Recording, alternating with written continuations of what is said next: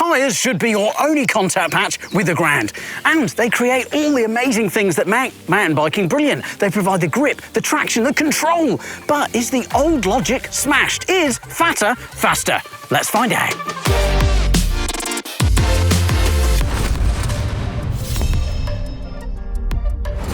A wider tyre, to a point, can offer more grip, more traction, and lower rolling resistance, and a smoother ride. What? No, that's not right. Fat tyres can't roll quicker. I mean, the Tour de France guys and all those roadies are on really skinny rubber because that's what rolls quickest, isn't it? Skinny rubber. Cross-country races are the same, right? Yeah, you're right, roadies do run skinny tyres, but not as skinny as they used to. No, they used to run around a 23mm tyre, and now, even at the Tour de France, where they get their roads remade for them, so they're silky smooth, well, lots of them are running kind of 30 or 32mm tyres, and that's because the science is there to prove that, well, they can roll quicker. And if Tour de France guys, who all they do is pedal on really smooth surfaces, have gone up, well, around 40% in tyre size, well, maybe we should look at what tyre size we're running. Anyway, how do we judge what is skinny and what is fat? Well, we always had 2.1s, but how did we end up with a 2.1 tyre? Let's find out. Mountain bikes originally started with, well, a hand-me-down tyre. So we had this 2.1 size because of, well, chance more than design, because it was a readily available size. And for a long time, even though bikes evolved amazingly, we were kind of trapped or stuck with this 2.1 width. Yes, knob size and tread patterns evolved greatly, but we were wedded to this 2.1 width. Yes, there was some experimentation. Specialized, amongst others, did some wild, wide, mid-90s rubber that were 2.5, but for a long, long time, 235 was the sort of uppermost width of tyre.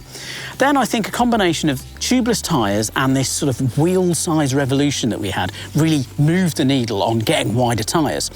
Yes, there were fat bikes, but they were pretty much wedded to sort of sand dunes and snowscapes, and it was really the 29er and 650B, or 27.5 size, that really moved the needle, and we got lots more sizes. And we've got to make a brief mention to the wonder that's lost in the mists of time of 650B plus or 27.5 plus that, well, bubbled up from, well, we're not quite sure where, and some brands pitched it as a bike packing tool and other brands pitched it as, well, a do-everything burly trail size. But essentially we're talking about a 275 tyre that was in a 2.6-ish to 2.8-ish, really big. And whilst that size is, well, pretty much deflated away, we've still got the remnants of that, because now we've got lots of big size tyres and lots of bikes that fit big tyres, because that was the other problem. If you haven't got a frame space for a big tyre, well, you can't fit it in because your wheels, they won't go round.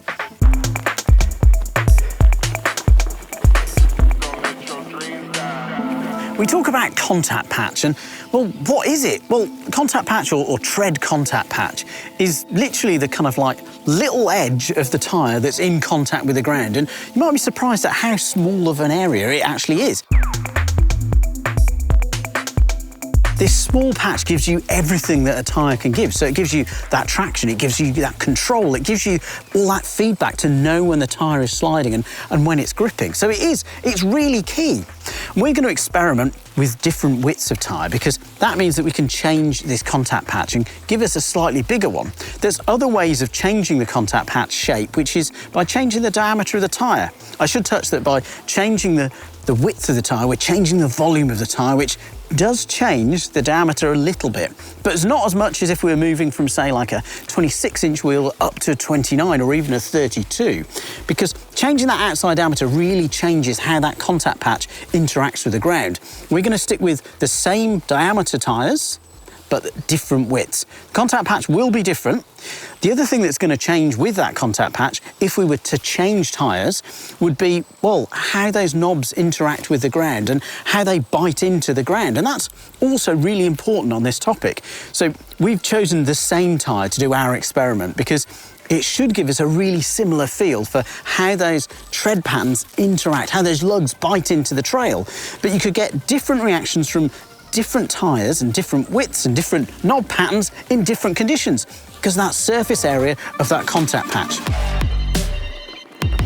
We're partnered with Vittoria and we're going to run one of their tyres for this experiment. Why have we chosen the Mezcal? Well, the Mezcal's a really nice cross-country tyre and it rides really nicely across lots of different terrain. We're also going to use it because it comes in a really wide range. The tread pattern does change subtly, and I mean really subtly between the different sizes. But for our experiment, we're going to stick to proper mountain bike sizes, so 2.1, 2.4 and 2.6. And all three of those tyres, because they are different volumes, are going to weigh slightly differently. Okay, we've talked a little bit about how we're going to have different widths of tyre and thus different volumes. And that means if we're changing the volume, we also need to be mindful about changing the tyre pressure that we work with. Why? Well, for me, the physics on why is pretty heavy. Boyle's law interacts with it a little bit, but my understanding it isn't great. And I think a better example is, well, we've got more space to play with. So if you think of where the rim is and you think about where the bottom of the tyre is with a bigger carcass, well, we've got more space compared to the big tyre compared to the small. So if we think about that as a bit like suspension sag, if we're setting the same sag on different systems, that's fair. And that's what we've got to do with the tyre pressure, because the bike will sag into its pressure. So with a higher volume, we can run a lower pressure. The bike can stay sagged a little bit deeper. Conversely, with a skinnier tyre, to get that same amount of sag, we've got to run a higher pressure because our volume is smaller. It is a bit complicated and it is a bit nuanced, but we are going to use a pressure gauge and pressure chart to work out what we need to run. As we've discussed in, well, quite a few other videos, setting your tyre pressure is an essential. It's really important to make sure you're getting the right pressure. And that's because, well, that contact patch can change so much when you're playing around with pressure. And I think the other thing is to reinforce, a bit like bedding in your brakes is a simple, free task that you can do and it boosts your performance hugely. It is a no-brainer. Yes, you might need a digital gauge and yes, it can be a bit of a faff, but it's one of those free upgrades that makes a big difference. So, back to pressures and back to volumes. Because we're running different sizes of tyres, we're going to have to run different pressures. Vittoria has got a fantastic website where it's got a really detailed pressure gauge sort of chart. And you put in lots of different metrics and it gives you different pressures. There's lots of different parameters, but it's really simple to use. And with that, we've got some different pressures for these different size tyres. 2.1, front 22 psi, rear 23 psi. 2.4, front 20 psi, rear 22 psi. 2.6, front 18 psi, rear 19 psi. Whilst those pressure differences might not sound a huge amount, actually it's more than 15%. So think about it this way. If you're setting up your suspension on your bike, which essentially is what we're doing when we're setting our air pressure on our tyres, well, if you got it out, you know, measured the sag 15% wrong, well, your suspension wouldn't work as it's meant to. Or the other way to think about it is if you had 15% discount or you had to pay 15% more, well, either way, it is quite a big difference. So it does matter. So use the online apps. You've got the Vittoria one. There's lots of others available as well. And it does make a really big difference to how well your bike grips and tracks and, well, rolls. So check your tyre pressure. Right, okay, cool. Now we've got all the tyres, 2.6, 2.4, 2.1. Now's the fun bit of finding a bit of trail and trying them all out. But yeah, first to get them on a bike. Whoa.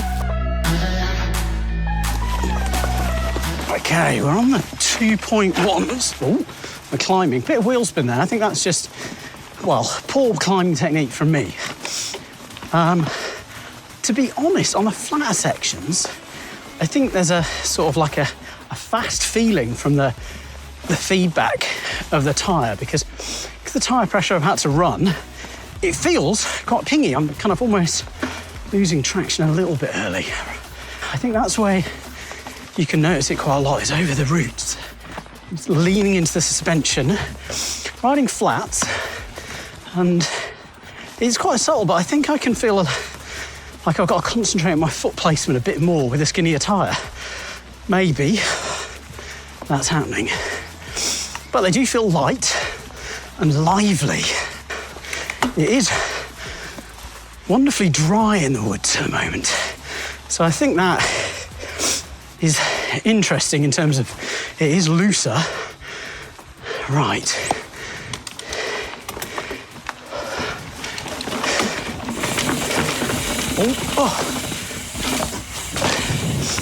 Okay, I can definitely feel a slightly lack of braking. I think that's down to, well, a smaller footprint. I mean, it feels fast because I can step the back out. Almost lost a foot there on the pedals.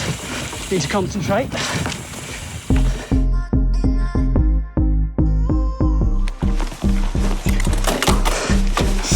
Okay, now we're on the 2.4s, and well, we're straight into a bit of a technical climb, but we were just on a little bit of fire road, and yeah, I thought I'd noticed the difference of the tyres, but seated, I haven't felt that yet. In terms of, I thought I would feel sort of them being smoother or faster rolling, but I haven't noticed that. Let's see what happens when we get in the technical stuff. Okay, interesting. Yeah, it is subtle, but there is just a little bit more of a damped ride with this tyre. It's like I can be a little bit more lazy on climb choice, and I'm able to get away with it. Just the extra tyre, at least it feels like that. I mean, that could be psychological, couldn't it? Oh, I'm unfit. Okay, into the downhill section. Yes, definitely more comfortable.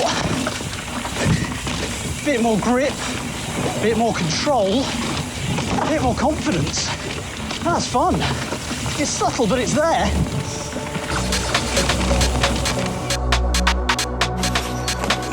Okay, we've got 2.6s on, and wow, okay. There's a definite difference. There's definitely a bit more kind of like perception. Maybe it's the sound on the flat of the sort of, I guess, a tiny bit of drag, but this is where it's interesting, isn't it? Like, we can measure so much, but it depends on the trail and where you're riding. Right, okay, into the more technical stuff, and I mean, yes, I think there is a little bit of a weight difference, but wow, it just rolls over everything. I'm actually trying to search for the rougher bits. And again, today is really dry, so that is an additional factor. If it was wet, well, does my frame have clearance? That's one factor. The other factor is we've got such a floaty platform. Is that actually going to bite into the terrain? Lots of factors. But it is lovely and dry. And in the dry, all these wonderful big working edges and this low pressure. Oh, it's great.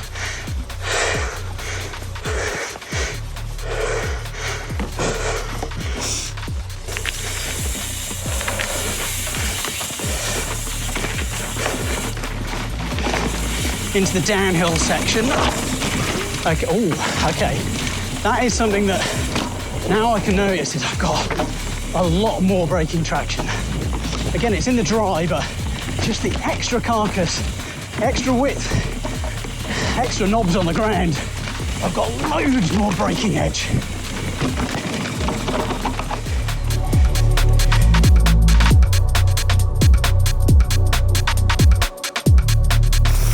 Okay, I think that's probably enough insights from me. I think, even as I am a bit of a bike nerd, I think it'd be good to get some thoughts and, well, actual science of what's going on, and who better to chat to than Ken Avery, the alpha tyre nerd. Here he is, from Victoria. Okay, we're joined by Ken Avery, who is, well, is it Vice Principal of Product Development, or are you like the product developer guy? I know that you're the tyre design man. Yeah, I work on the innovation team globally. My title is SVP Product Development, but I usually just tell people I draw pictures and talk about it.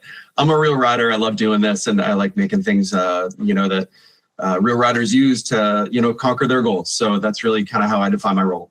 Okay, perfect. I guess I want to cut to the chase because people want to know, is a fatter tyre actually faster? Yeah, sometimes. It's not a universal truth. And it's all about picking the right tire for the right terrain. having the right tread pattern, having the right pressure, and really approaching this as a tire system. It really comes down to deformation, right? And so this is going to depend on a few things. Wheel diameter, right? So you go up in a wheel diameter, you're going to have like a bit of a longer contact patch. Of course, if you go wider in the tire, the contact patch is also going to get wider in that way.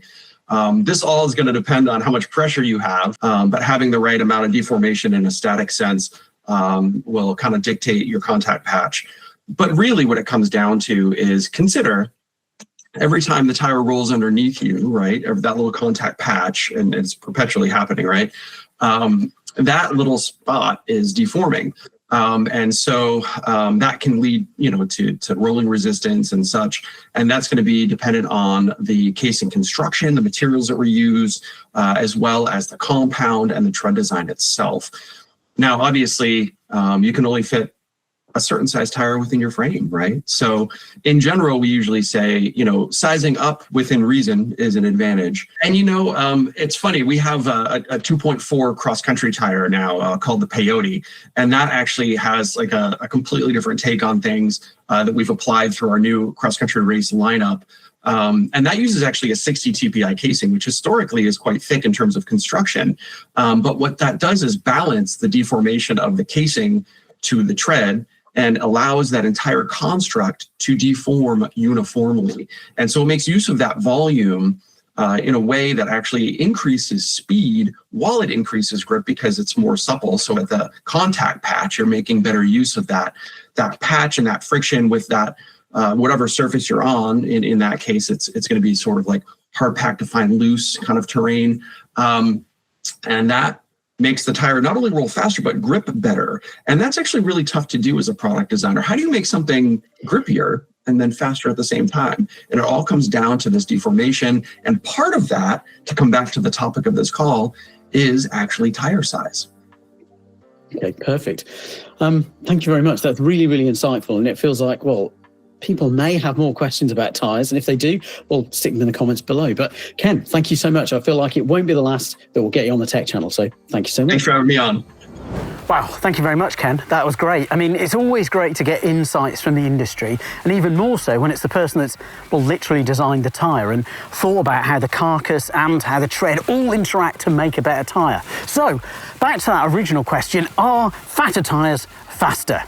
Well, I think it's like a lot of things with mountain bike and in life. It's all about balance. So for a modern cross-country racer, they've got to balance lots of things. They've got to have that speed in climbing and rolling efficiency, but they need a burlier tyre for the burly modern cross-country courses. So I think that's why that 2.4 size is really good for cross-country races and actually probably a lot of trail riders too, because it's that really good balance between the more grip, the more control, the more traction, and it rolls quite well as well, but it's not too heavy, because that's the factors that you've got to play with. That's the balance and priorities that you've got to make. But I think if you're riding, and this is where it comes down to it in terms of how you decide on which is the right tyre, it all depends on where you're riding. I'm not a cross-country racer, and I quite like the sort of burlier technical trails and the burlier downhills, and I'm not the most skillful rider, so I'm looking for every advantage that I can get. And the bigger tyres, because they can deform more around the terrain, if it's dry, then I can, get away with those big tyres, and they do offer me loads more grip. And I talk about and touch upon trail conditions, and that's another really big factor that it's easy to overlook. I'm assuming that you're riding in the same trail conditions, in the same trail that I am. And that's, never the case, because no two riders are alike and no two trail conditions are alike either. It's quite interesting that if we were to take that big 2.6 tyre and try and ride it in really muddy, sloppy conditions, it might not have the bite. And that's not just because it doesn't have the tread pattern of a sort of more open, more aggressive tyre. It's also spreading out that load over a bigger surface area. And that means, like pins on a pedal, if you've got too many pins, you're not going to get the traction. The tyre and the lugs aren't going to bite into the terrain. So it is nuanced and it is complex. Right, back to that original question, which is better? I think if you've got the space and you're riding in kind of more general trail conditions, trying to squeeze in the biggest tyre that you can get away with is a good thing, because it offers up so much more traction, so much more control and comfort without too much of a limitation of slower rolling. But the perfect tyre? Well, that's for you to decide. Let me know what your perfect tyre is in the comments below. Me, I'm going to try and shoehorn some of those 2.1 tyres into my gravel bike. I know, that might be triggering, but I think it's indicative of just how far mountain bikes and gravel bikes have gone, that what was, for a decade long, the standard tyre, a 2.1, is now almost considered a gravel tyre. Right, let me know your thoughts in the comments below. Last year, Dakota Norton set the internet ablaze when he showed up at the first round of the UCI World Cup with some wild-looking 75mm high-rise bars. It might be easy to dismiss this as a bit of a gimmick, a joke if you like, but he actually equalled his career best second place and came within a corner of winning world champs in Andorra. Since then, riders have been experimenting with high-rise bars, and manufacturers have been churning them out left, right and centre above 50mm. But are high-rise bars here to stay, or are they the latest tech fad? Well, let's find out.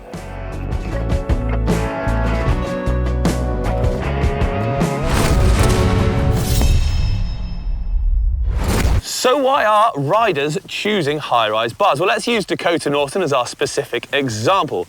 Essentially, there's two reasons, he says. One of them being his body type. He's got fairly short arms for how tall he is. Now, running a higher rise bars brings the bar up closer to him and is more comfortable. For what he says, he has alligator arms. Ooh. It also allows him to run a lower fork pressure, giving him more front-end grip without feeling so committed of body weight over the front. Lastly, it plays to his strengths, or actually, under his own admission, lack of. Whereas riders like Loic Bruni can hold that sort of flat-backed attack position for an entire run, Dakota says, well, he struggles to do that. So actually having the higher rise bars puts him in this position sort of more naturally, so he can really attack a run full on for its entirety. So what brings me to this rather gloomy day in the Forest of Dean? Well, my Orbea Rayon Enduro bike and 3 different rise bars. 20, the stock they're on it, 38mm, and these whopping 80s. And we're going to do a mixture of riding. Uphill, downhill, mellow and steep. And in theory, the high-rise bars should make sense when it gets steeper. But what about climbing? What about the mellower trails where you need to keep your weight over the front? Well, first of all, we need to set a benchmark lap.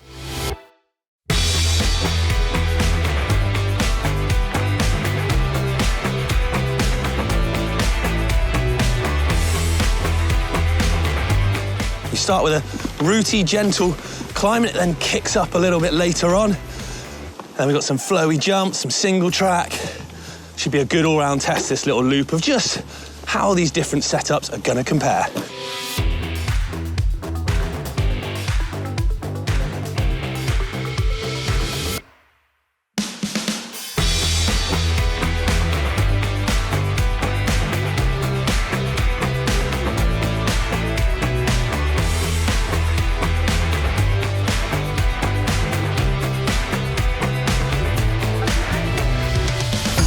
Well, on first attempt, suboptimally. Maybe a high-rise bar might have helped me pull. Look.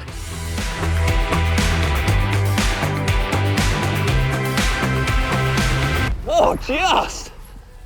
Oh, you have to really pull. Yeah, that was cool, but I even got the old Shroupy McPalpy out the tyres.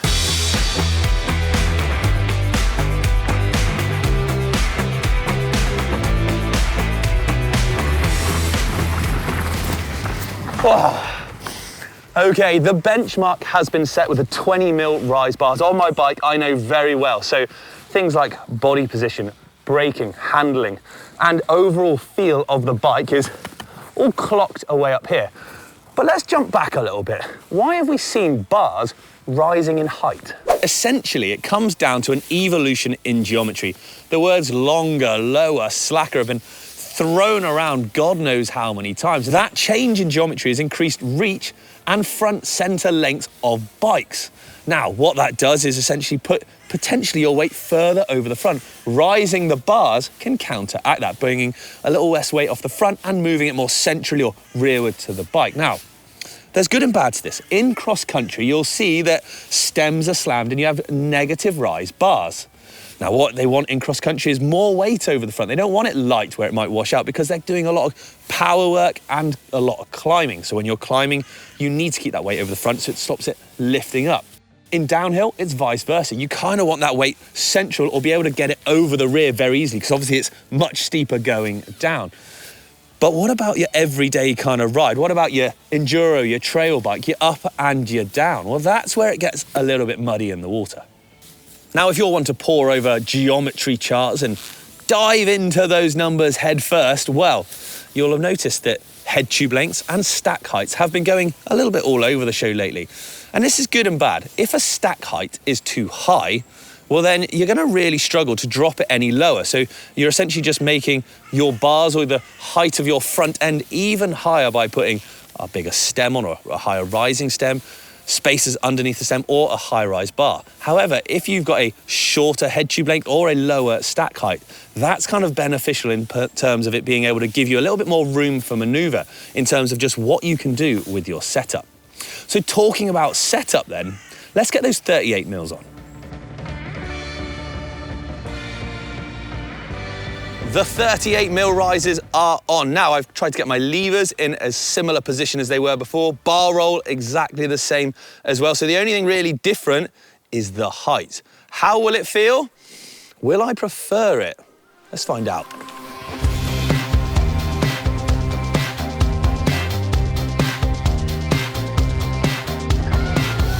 Really got to pull myself over the front. I think the 80s are just going to be too much there.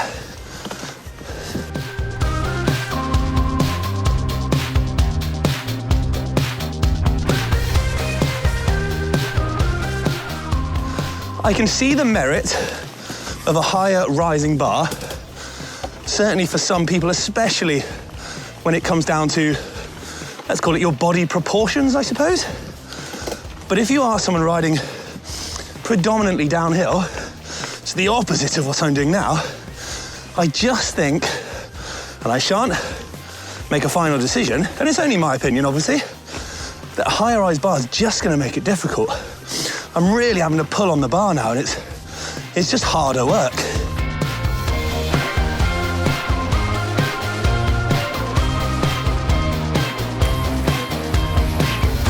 So far, it's very hard to tell any big differences.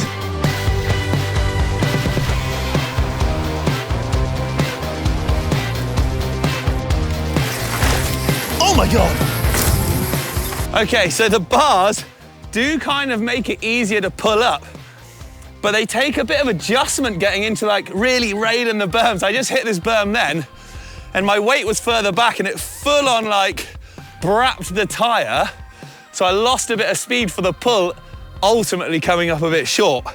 Does make it more fun and easier to pull, but you do have to adjust your riding style for it a little bit. It's fun.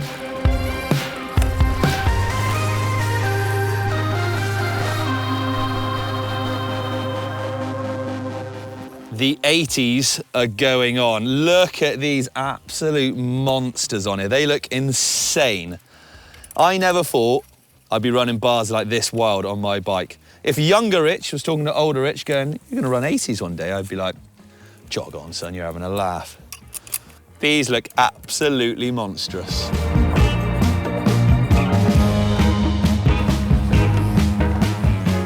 Oh, wow.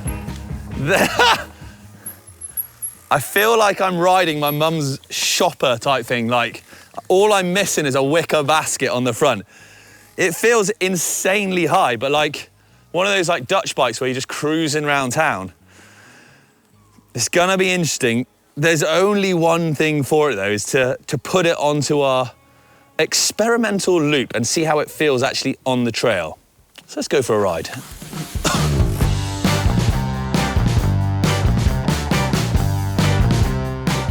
First little up and over some routes here. Okay. I don't know if you heard that knock on camera, people. The front end is so high, and I had to pull myself forward so much, the chest cam hit the bars. It feels so ridiculously upright.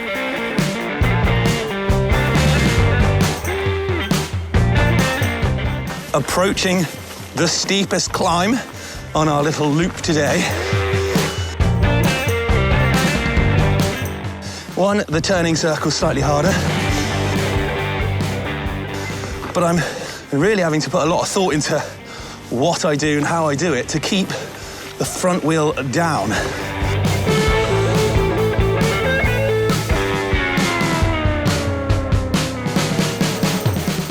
Whew, okay. The uphills are definitely more of an effort. You really have to work hard at pulling your body weight forwards. Now, if you were someone like Dak Norton, who's got shorter arms, maybe that isn't such an issue, but he ain't riding up many hills at World Cups, I know that for sure. I just found the effort required to pull your weight over the front to stop that looping out is really difficult, because you're also at the same time, obviously, and this is where I spoke about geometry, with that steeper seat tube angle, trying to keep your weight back for traction. It really kind of, you're almost fighting yourself. You're fighting each end of the bike, which is not ideal. It's not an efficient way of riding. So it turns out like maybe 80 mil, certainly on the uphill, aren't quite the one, but the trail does now go down, and this is where I expect them to shine.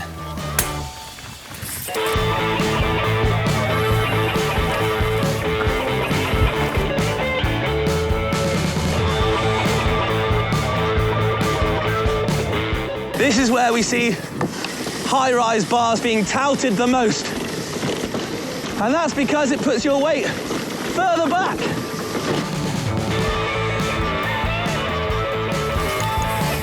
Ah! That was the best one yet.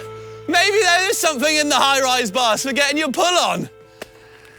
I mean, that literally shocked me when I pulled for that then. I struggled a little bit to get the pull, the pop, if you like, on the other two rises. But that one just gave it the big old huck and made it. Maybe there's something in it.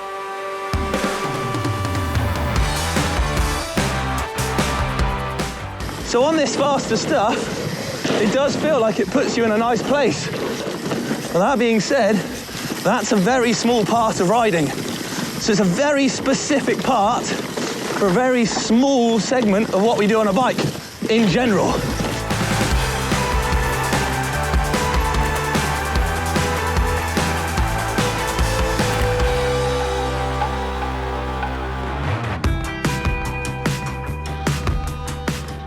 Wow, so what a day it's been. Quite an eye-opener in terms of a whole new piece of tech that I hadn't really tried before. So I was, I'm not gonna lie, skeptical coming into today, trying these monstrous 80 mil bars, thinking it's gotta be a fad, surely. Obviously trying to keep an open mind. First run of the day felt absolutely normal. Second run, so with the 38 mil rise bars, I found it very difficult to notice any major differences. And I think this is the problem here, is that, yes, it's 18 mil, but when you go up on sort of quite a small increment like that, and some might argue it's big, but, you know, it's early days as far as me having a go. I'd like to dive into this more. The subtleties between the difference and how it rode, how I needed to position myself on the bike seemed tiny. It seemed like there wasn't much in it. It wasn't until I jumped on these ride highs, these 80 mil rise bars, that there was a humongous difference. It'd be really nice to get a set of 60s or 50s on there, I think, in the future to try. The way that the 80 mils changed the complete ride characteristics of the bike and how I actually had to ride it was astonishing. Yes, uphill, not very good at all. You're never gonna see these on cross-country bikes anytime in the near future. It totally makes sense on a downhill bike, but it's so affected by many other things, suspension characteristics, how you ride, geometry of the bike. I feel like it's very suited to something as sort of zeroed in as downhill. Today, on such a mixed kind of style of a test loop that we put it on, ups and downs, that it really only shone through on the downs, and it just made life harder kind of everywhere else. The 38s would, I think, be the sweet spot today. The 20 mils feel, I shall probably go back to the 20 mils. But let me know in the comments down below, what do you think of this sort of new emerging kind of trend, if you like, in riders and racers of these higher rise bars? Is it something you've tried? Is it something you'd like to try? It's certainly something I'd like to dive into a little bit more. And almost do some blind testing, I think, would be really good as well. Maybe put some numbers to, well, the numbers of the bars, if you like. Let me know in the comments down below. Thank you very much for watching, everybody. From a finally sunny Forest of Dean, I'll catch you next time. On the left-hand side of the screen, you've got an unbalanced wheel set. And on the right-hand side of the screen, we've got a balanced wheel set. Maybe you've noticed that when you've been working on a bike in your work stand, does the wheel try and rotate by itself, or are you noticing a hop in the wheel when the wheel's spun up? Or when you're out riding, do you feel a vibration through the bike at high speed, even if you're on a smooth trail? And if you're prone to a bit of airtime, do you feel those wheels just pulling you just off axis in mid-air? I know our wheels aren't exactly square, and I know we also do have dampers that take up some of those unwanted feedback vibrations through the bike, but wouldn't having perfectly balanced wheels make our ride better? Well, let's find out.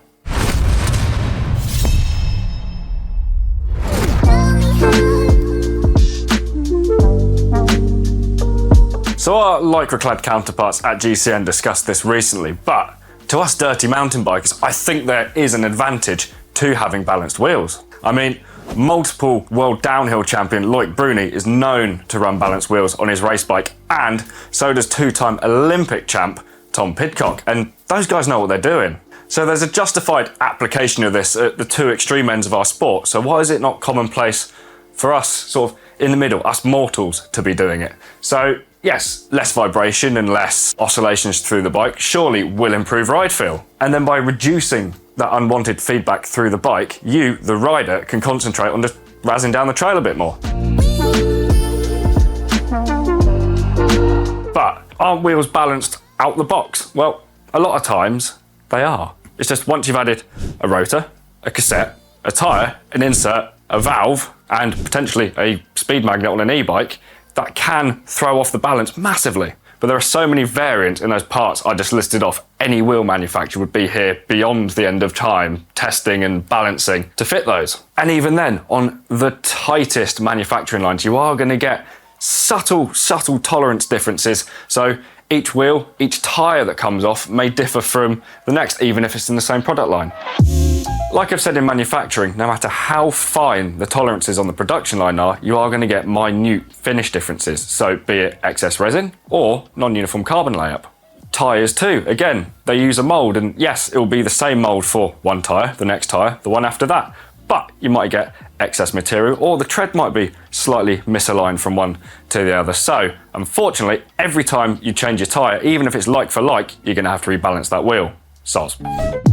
So yes, now we've got our desired wheel setup. Today we're running FSA i30 carbon wheels, Vittoria Mazza Enduro 29 by 2.6, Vittoria Airliners in the downhill flavour, PT's tubeless valves, PT's rim tape, Galfa Shark 203mm rotors, and for now, no sealant. That's right, for now, the inside of the tyre is actually drive sealant. Now this is because it's a liquid, so as you rotate the wheel, yes, it will coat the outside, but as it comes to a stop, it will all pool up at the bottom of the wheel, causing an imbalance. So when we're moving it slowly in the stand, it will just keep moving round and pooling up at the bottom. So once I'm happy the wheels are balanced, I'll be injecting sealant through the valve. But on the note of sealant as well, it's worth just keeping in mind you want to keep the sealant fresh, because otherwise, as it dries up, it will clump up in one part of the tyre, causing another imbalance. So how do we go about balancing said wheel? So you could do it in your bike. However, I've opted to use a jig because it's just a better working height for me. So with this jig, I want as little lateral pressure on the hub bearings as possible so the wheel can spin as freely as possible. There are specific balancing jigs, so if you have followed Dr. Bridgewood's guide on how to balance the wheels, you'll notice he has got a specific jig from Legend Wheels with lasers and glass bearings, so yeah, the wheel can rotate nice and freely. But today, I'll be using the Park Tool TS 4.2 truing stand with the axle adapter in, just wound, just nipped up. So just for transparency, most of this setup here, I think bar the cassette, is box fresh, so in the case of the wheel, there's currently no wear on the bearings at all. So today, I'm going to be using a self-adhesive lead tape that sticks nicely to the outside of the rim just here. Now there are solutions that are a little bit more sort of integrated, where you get a little weight that sits inside the spoke holes around the rim. The only thing with this is you need to strip the setup back to the point of having to retape the rim. So if you are running inserts and downhill case tyres, this can be a little bit of a mission. And then when you are putting things back on, everything has to go back in exactly the same way as it was in the jig when you were balancing for the whole process to pay off. Now can you see why this doesn't happen all the time? So that's why I'm going to neatly stick these weights to the rim. Now, it has been known with the riggers of downhill for these weights to go walkies, and mechanics have to rebalance the wheels between runs. And on the note of the sticky tape, I've worked out that 33 mil of this is a gram. So we've got gram increments, I can cut them down, I can put multiples, I can stack them, and that's how we're going to balance the wheel today. So what I'm going to do, I'm going to start with the valve up there and just see how it rotates by itself. So you can see it's slowly moving. I'm going to try it at 90 degrees. See how that goes. Cool. So unsurprisingly, the heavy spot in the wheel is where the valve is. So I'm going to start by putting maybe a couple of grams of weight just opposite it here. We're going to see how it sits now and where the valve is. And I'm going to go dead opposite that low spot there. So we're going to be right under the gradient logo just there. Now there are slightly neater kits than this, but what this is self-adhesive golf club weight basically. And I've measured it out and cut it, like I say, in two 33 mil lengths, which is a gram. So there's one. I think we're going to need at least a second one in that spot. Stack it on top of it. Cool. Right, now I'm going to put that valve back in that 90-degree position and see what happens now. So ideally that would stay in the same spot, that valve, and not move. So we've still got a little bits of balancing to do. So I'm going to stack these up, and when I'm happy the wheel's balanced, I'm just going to write on top of them how many weights I've put on. So we're currently at 4 grams in this spot, and I've currently got 1 gram by itself just under the FSA logo. Yeah, so slightly more controlled on the way down, so we're getting there. So one thing to bear in mind, as you are doing this, you can actually create imbalances elsewhere in the wheel. Again, this is a job to do when you've got plenty of time on your hands, so don't be doing it the night before you plan on going riding. So we're currently at 7 grams total, near enough opposite the valve.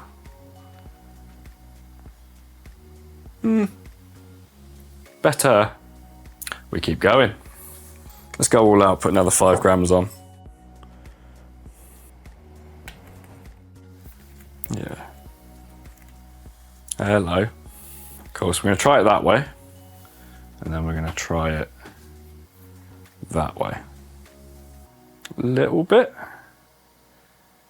Maybe a smidge more under the gradient logo, but otherwise, that's almost bang on. Nice. So we've currently got 6 grams of weight under the gradient logo, I think 5 under the FSA one just there. With the valve at 90 degrees. Not budging. Try the other side. Oh. No. I'd say that's balanced. Let's go.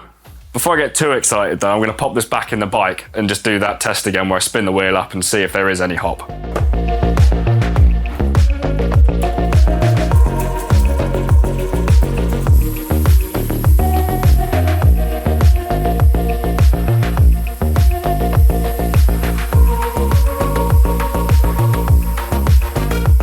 Cool, so that's the rear wheel balanced. I'm going to get on with the front one. Now I'm actually interested to see if this uses as much weight or maybe a little bit less. I've still got a fair bit left, but my thinking is there's less going on. We haven't got a cassette, we haven't got an insert in the front wheel, so what's it going to take?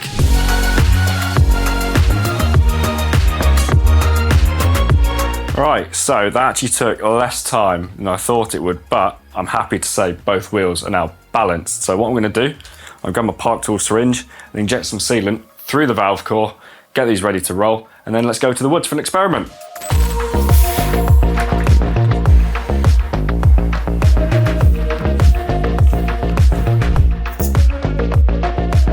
So I've come to our local trails for an experiment in balanced versus unbalanced. I've got 2 sets of identical wheels, identical in make, model, tyre choice, insert choice, sealant amount, rotors, cassette, everything you could think of.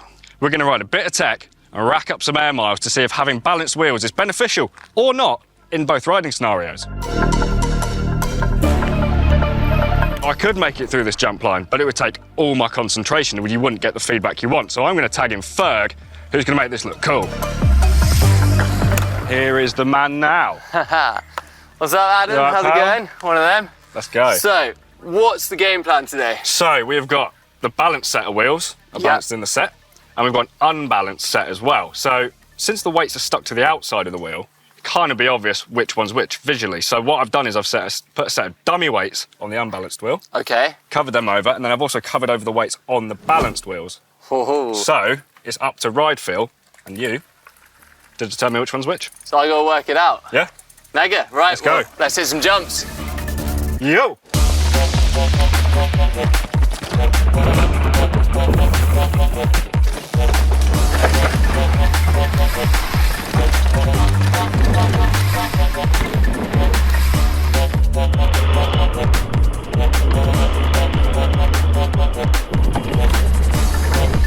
Nice. Yo! How was that? Oh, it was so good. Yeah? Yeah, loved it. I mean, absolute day for it. But what do you think about the wheels? I would say that they're riding really, really well. Yep. But when I am in the air, I can notice that there is a slight like murmur. Okay.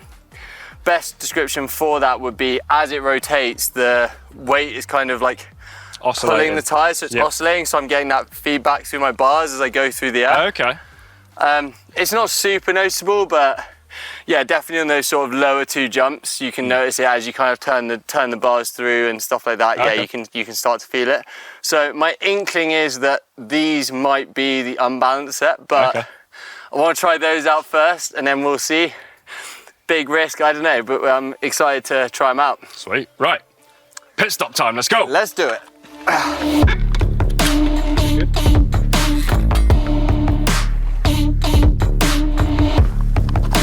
Right, so that's the wheels all switched over. I'm gonna head back up, do another couple of hits and see how these ones feel.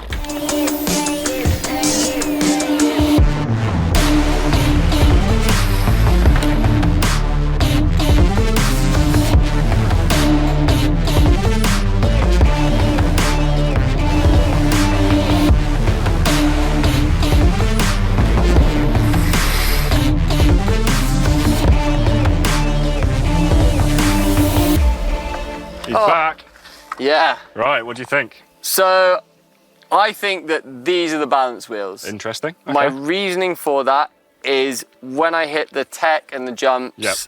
I noticed that on the tech, these wheels felt like they rolled freer. Yep. They were kind of rolling more evenly and more balanced. So when I was picking up over roots and things, Yep. it just felt a lot lighter to do that. Yep. I'd say the biggest sort of difference you can notice with these, if I am correct, Yep. is when you hit the jumps. So Okay. when you hit the jumps, Yep. the other wheel set to me felt like there was a murmur and an oscillation. I was just getting this kind of vibration through the bars. Okay. Especially as I turn the bars through, it feels like you're fighting sort of a counterweight. Yep. With these wheels, when I was turning it through, it's just a really light feel and Yep. feels like you can kind of just maneuver the bike much easier. Yep. And in the air, I just wasn't getting any of that feedback. It was Okay. just very, very smooth. That's my feeling. Yep. I hope I still have it, Yep. but yeah, put me out of my misery. Well, I can confirm you are right. Oh, So the first set of wheels were the unbalanced set, and the second set you're currently on are the balanced set. So rather successfully then, I've managed to balance this wheel. you have, yes. And you have picked up on that wonderfully. So obviously that's what I've experienced based on feel, Yep. but how does that work in the science side of things? So what we've done now is we've evenly distributed the mass around the wheel. So before you may have had that heavy spot. So we found in the stand it was sort of just around where the valve is. Yep, So okay. most of the weights are stuck sort of almost dead opposite it. So that's offset that. So instead of getting that hop now in the air like you did on the unbalanced set, it's now perfectly smooth, rotates perfectly.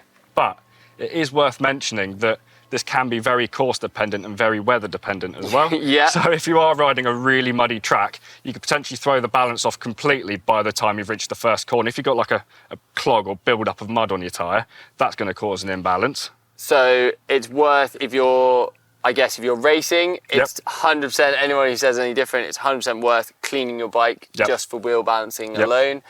But it is definitely a marginal gain in the 100%. sense of once you've dropped into probably the first 100 metres of trail, you're going to have thrown the balance off if it's wet. And if you're the sort of person that hits corners hard enough to rip lugs off, that's going to throw the balance off as well. So, yeah, it's kind of marginal gain. So if you have got a pro mechanic with you, go for it. If you're doing this by yourself and you're changing tyres all the time like we are, maybe not. But is this something you want to run on your bike? Let us know down in the comments. He's Ferg. I'm Adam. This is GMBN Tech. We're going to do some laps. See you soon. In a bit. Cheap brake pads versus expensive brake pads. Which one's the best? The proven logic: with better brakes you can stop faster, thus meaning you can go faster. But is it down to the brakes or is it down to the brake pads? Let's find out.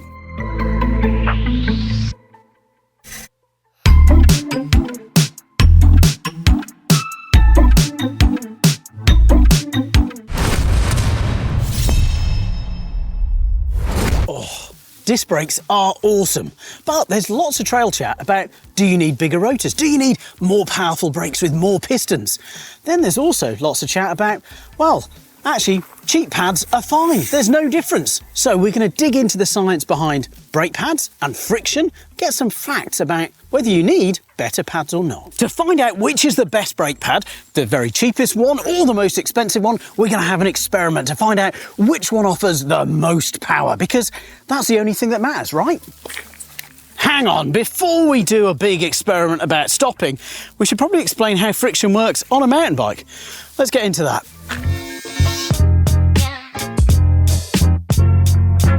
There's a really wide range of different hydraulic disc brakes on the market with, well, different levers, different reservoirs and different setups on the handlebar. We've got different hoses, whether it be braided or sort of a normal one like this. And then at the caliper, there's lots of differences too, from 2-pot to 4-pot to 6-pot. And I say pot, I mean individual pistons.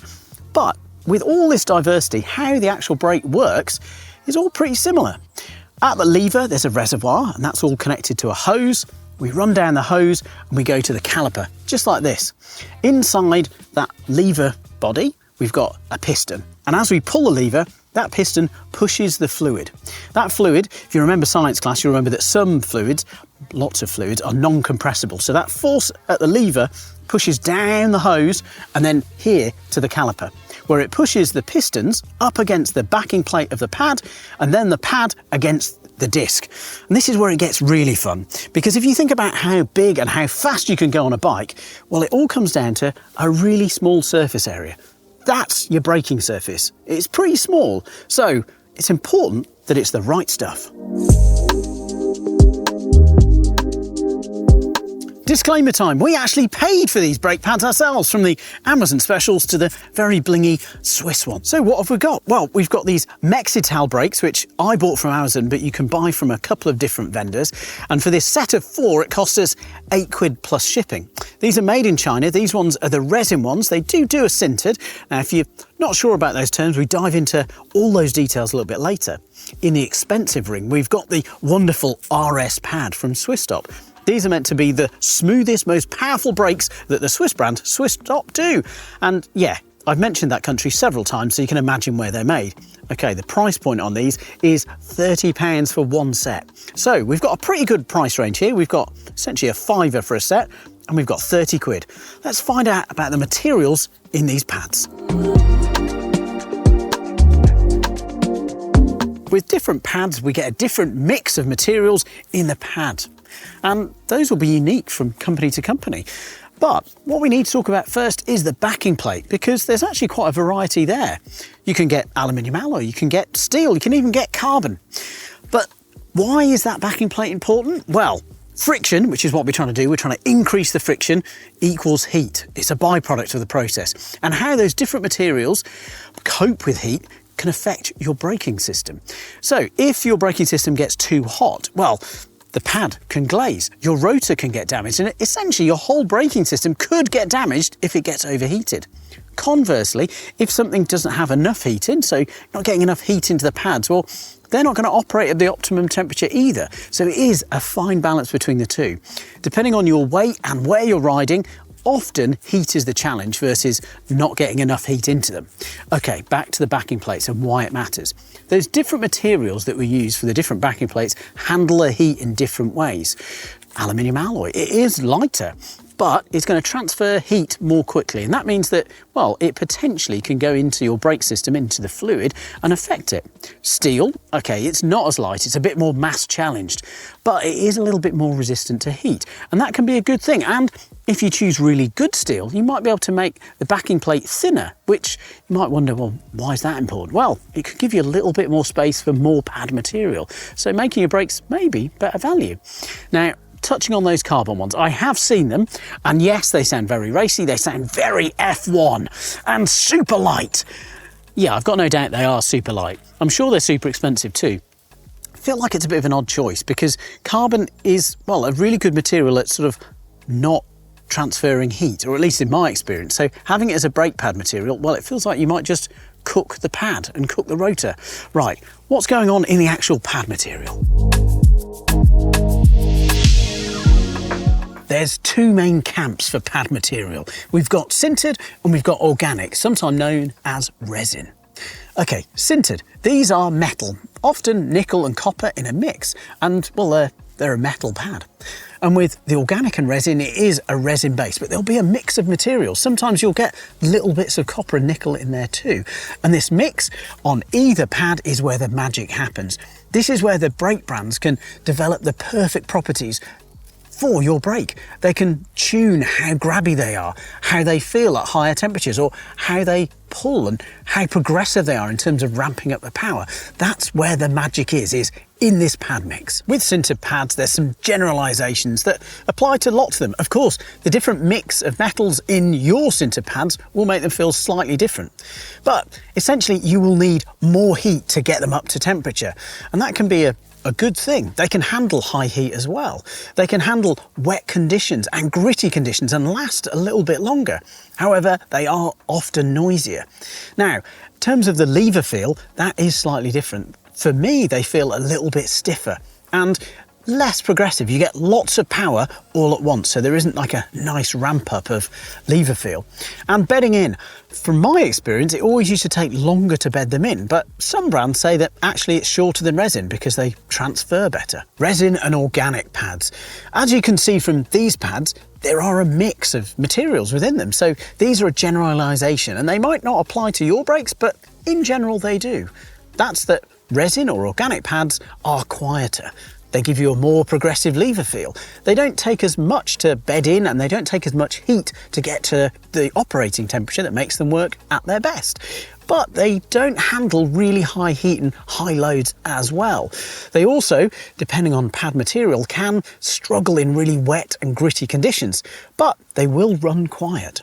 Disc brake pads should be designed to the tolerances that the OEM, the original equipment manufacturer, should provide. So the brake pads should fit easily, but some of the cheaper pads that we've seen on the market have required a little bit of filing to actually fit them in, which isn't great. Should be noted that brake dust is toxic, so huffing it in, probably not that advisable.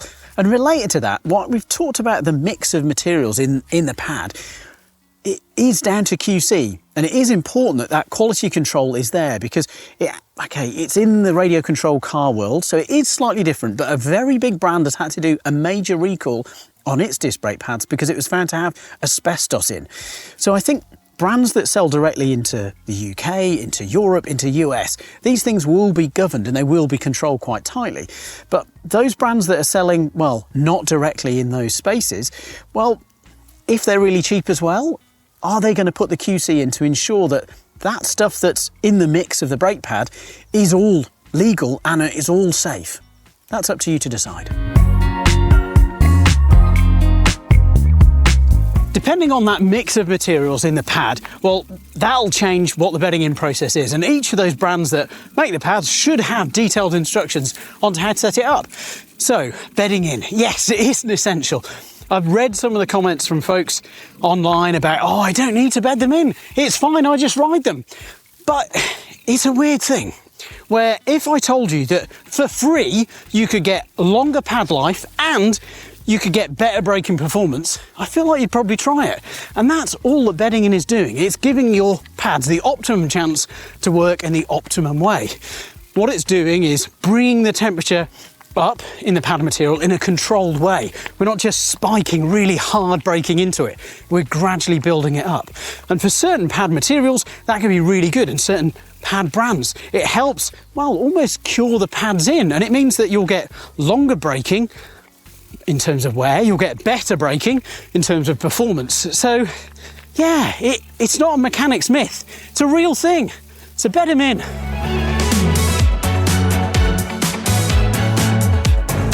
Enough chat about tech, time to do some experimenting. We found a very steep hill to do this experiment on. We're going to go to that telegraph pole at the top, mark a line in the sand, roll down, and past this point here, I'm going to apply the brakes and see which of the pads, cheapest or most expensive, stops me soonest.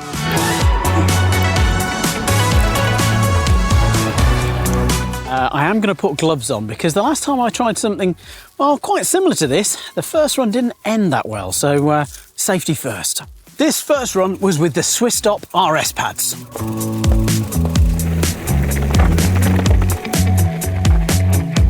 So it's not highly scientific, but it's simple and effective. We apply the brakes at a set point. Okay, there's loose rocks, there's loose terrain, but this is where we stopped.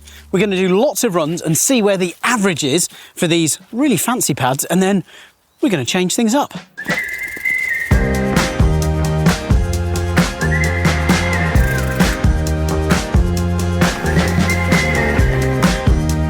This is the average stopping for the Swiss Stop pads.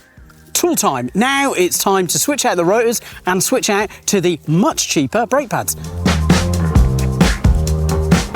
We've switched over the rotors and the pads. We've already bedded those in, so let's see how those cheaper pads go.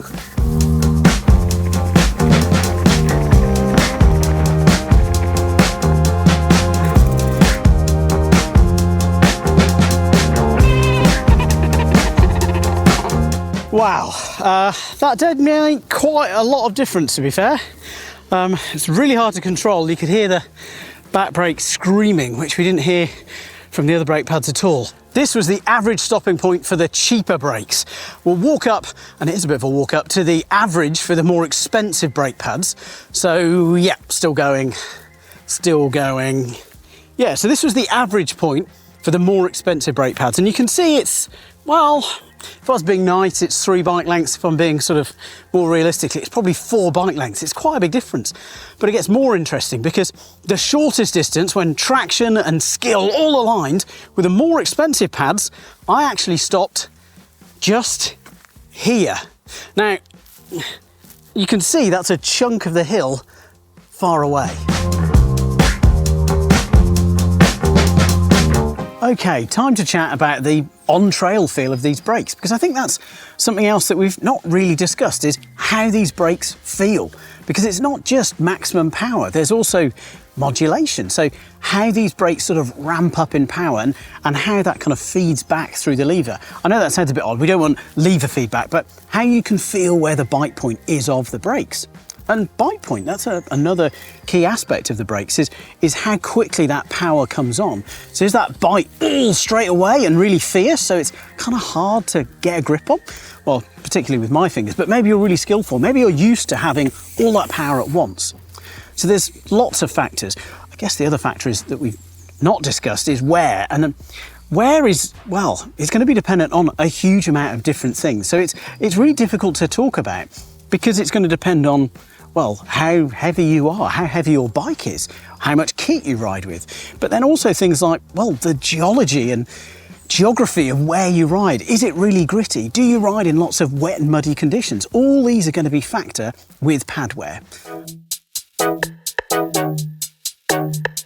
How do these brakes actually feel on the trail? Let's find out.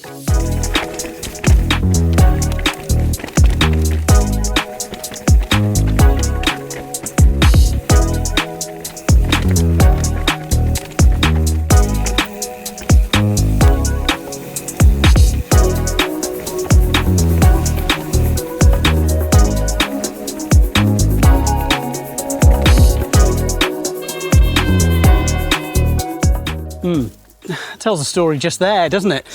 Okay, there's quite a lot to chat about on these, so let's find somewhere to sit down. How do these cheap brake pads feel on the trail? Well, you know what? First up, for £5 a pair, not bad. I've had experience of cheap brake pads before where actually the pad material has fallen off the backing plate. These haven't done that. So, you know, that's a good thing, I think. In terms of the performance and the lever feel, okay, the performance we've sort of covered in maximum braking, and the trail feel, well, for me and my braking style, they felt quite wooden. I think I like to just feather the brakes and feel a bit of the brake grabbing a little bit and then release to let the wheels roll through stuff. And with these, it was quite on and off. They were just, yeah, not great. The other problem for me was the noise. A little bit of water splashed up from a puddle and these became the noisiest brakes this side of a sintered pad in the wet, which is impressive because these are an organic / resin pad. They shouldn't be that noisy, but these ones howled, off-puttingly loud. Yeah, for me, look, price point, they do what they say they're meant to do. Okay, moving to the very expensive pads, we are talking £30 for a set of pads. The lever feel was really, really nice. I got lots of sort of modulation, so I could sense where the brake pad was gripping. And for me, I'm not a great rider. So for me, it really helped with wheelies. I know that sounds daft, but finding that sweet spot of kind of wheeling, I just need to feather the brakes again. Back to me and using my skill and my control. It is so personal and so objective about how these things work. I think the other thing is, as well as having lots of power, lots of modulation in a really nice, controllable way, they were also silent. We went through similar puddles on this little test loop, and they were silent even through those. So yeah, for me, that was a big plus. It's a tricky thing to be subjective about brakes. They're so different, and people's riding style is so different, and how they use the brakes is so different. But for me, the more expensive brake pads were really nice. There's a lot going on with stopping a mountain bike, and well, there's lots of factors involved, but in our wonderful little experiment, well, unsurprisingly, the much more expensive brake pads were more effective. They did stop me quicker, and they felt much nicer, and they were much quieter. But there is a lot going on with this whole discussion, because they were a lot more expensive. And the cheap brake pads weren't that bad, but I think maybe framing it in a different way is a better option. So if you were trying to upgrade your brake system, either by bigger rotors or with more pistons, so a bigger pad and a whole new brake system, well, that could be really expensive. And whilst these pads were more expensive, compared to replacing a whole brake system with something more powerful, well, the more expensive pads do come across as more cost effective. Again, it's very personal, it's very subjective. What brake pads are you running? What brake system are you running? And have you tried the expensive pads? Did you like them? Or are you happy enough just to get the cheap ones and not worry about where they're from or if they'll last? Are inner tubes rubbish? Does this century-old section of rubber still hold up to the pressures of modern mountain biking? Let's find out.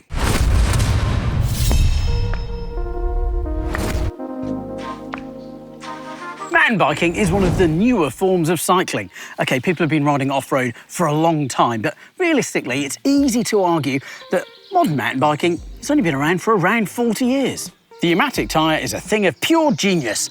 It's often pitched as an invention by Robert Dunlop, but it was actually another Scot almost 50 years before, Robert William Thompson in 1845.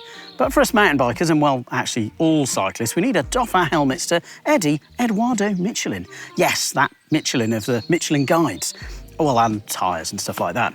He invented in 1891 the demountable tyre, aka the earliest form of the tyre style we now use. So, from the very first production mountain bike, whether you call that Joe Breeze's Run of 10 or Gary Fisher's mountain bikes, or you go for those proper big mainstream ones from Univega and Specialized, they've started with butyl tubes. And now, fast forward almost 45 years into the future, and well, yeah, you'll still find a lot of new mountain bikes with butyl tubes. In a sport that's ever evolving, that staying power is really impressive.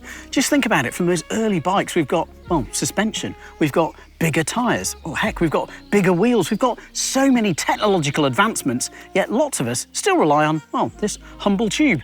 Okay, it is impressive and it does have lots of good features, but some of the features, well, can make it a real letdown. I did mention that these were rubber, but actually since 1955, these are butyl.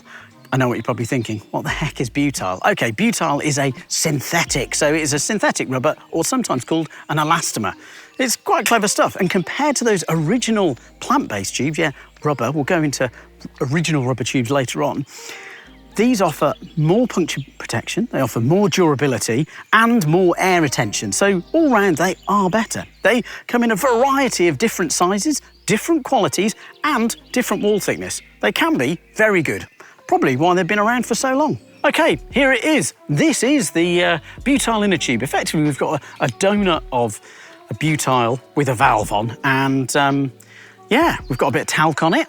That's so the tube doesn't stick to itself when it's wrapped up like this, and there's talc on the inside as well, and that stops the tube sticking together when it's deflated like this. That's pretty much the sort of the messiest aspect of this.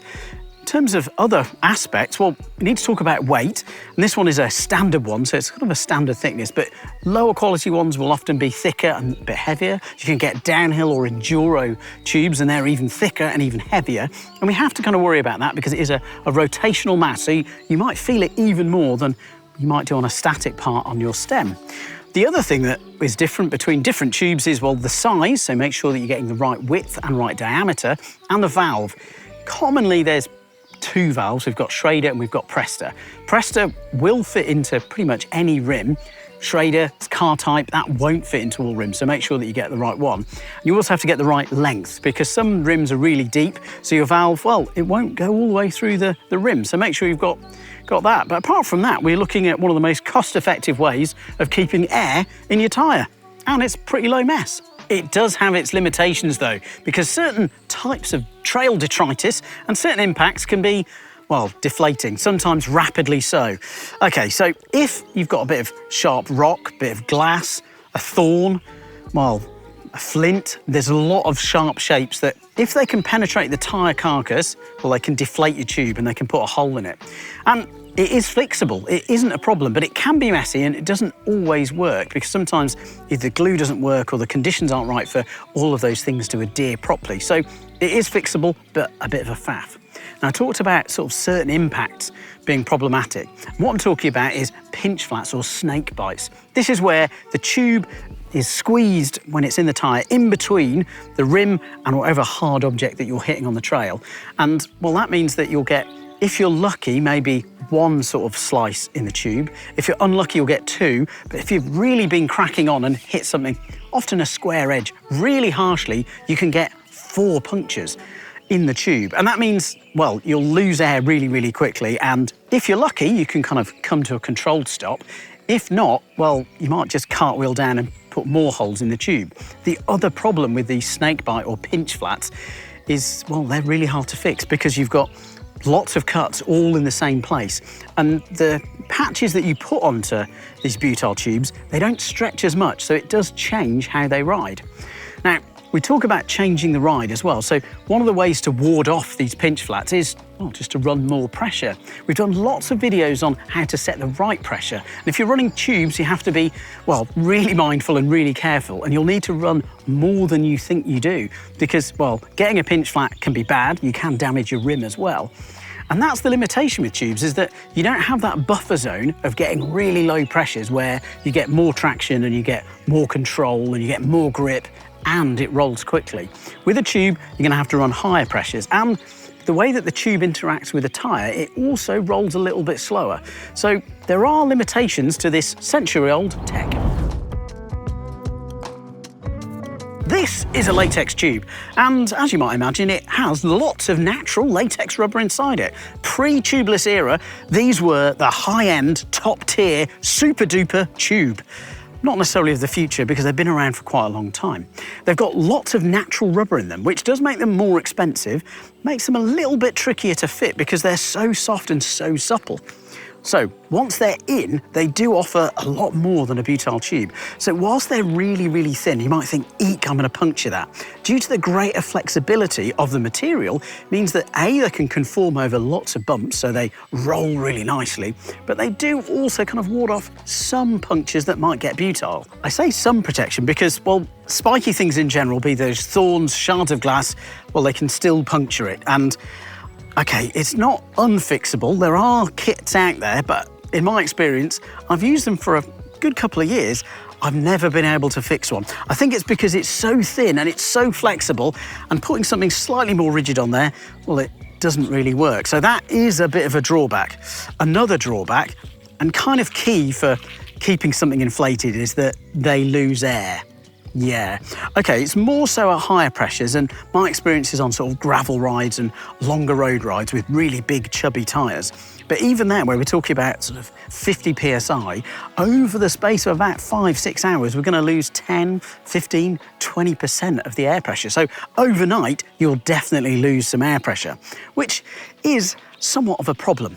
And the other thing, okay, it's a bit of a niche problem, but it's still a problem, is exposure to, well, UV, so you've got to store them in the dark, because otherwise they can crack and get really brittle, and heat exposure. Okay, with rim brakes, it was a real problem, and on road bikes, it can be a real issue, because on a long road descent, your rim will heat up lots and lots, and that means that this tube can heat up, and, well, it can have explosive results because it just melts. Okay, less of a problem on a mountain bike, but there's advantages to these latex tubes, but it's not super for a mountain biker. Thermoplastic polyurethane, TPU. Yes, this could be the tube material of the future. They can be made very light, they can be made really strong, and this is a 29er tube. Look how small it is. It's packaged away so neatly. So, whereas butyl tubes were from the 1950s tech, this is the modern era of tech. And with that means that they've got lots of optimization to make them, well, lighter than latex, tougher than butyl, and, well, a real competition for tubeless. The first generation of TPU tubes really were very light and very packable. I think, for me, they focused a little bit too much on the weight weenie. So whilst they were super light in competition with those latex tubes, I kind of missed out on some of the other features which TPU are really good at, which is being really tough, being packable, and being safely packable. Because some of those early versions didn't take too kindly to being wedged into a saddle pack and rubbed against things like tools. This is the second generation of TPU tubes. The first generation, well, for me, I think they chased the weight weenies a bit too much, and the weights were really low, but they were a little bit fragile. So similar to latex, but not quite as good. But this second generation, they've really optimized and lent into, well, all the properties that you can get from these TPU materials. So it means there's ones where they've got really tough. They've got ones that are pretty light. And I think the big thing is lots and lots of them have got great air retention. So does this mean the downfall of a butyl tube? Maybe not yet, because all of the sort of pretty good tubes in a TPU are quite a lot more expensive. Another advantage of this next generation of TPU tube is, unlike the latex tubes, well, these are fixable, so you can fix them, and they'll almost be as good as new. So almost up there with butyl. Really good to see.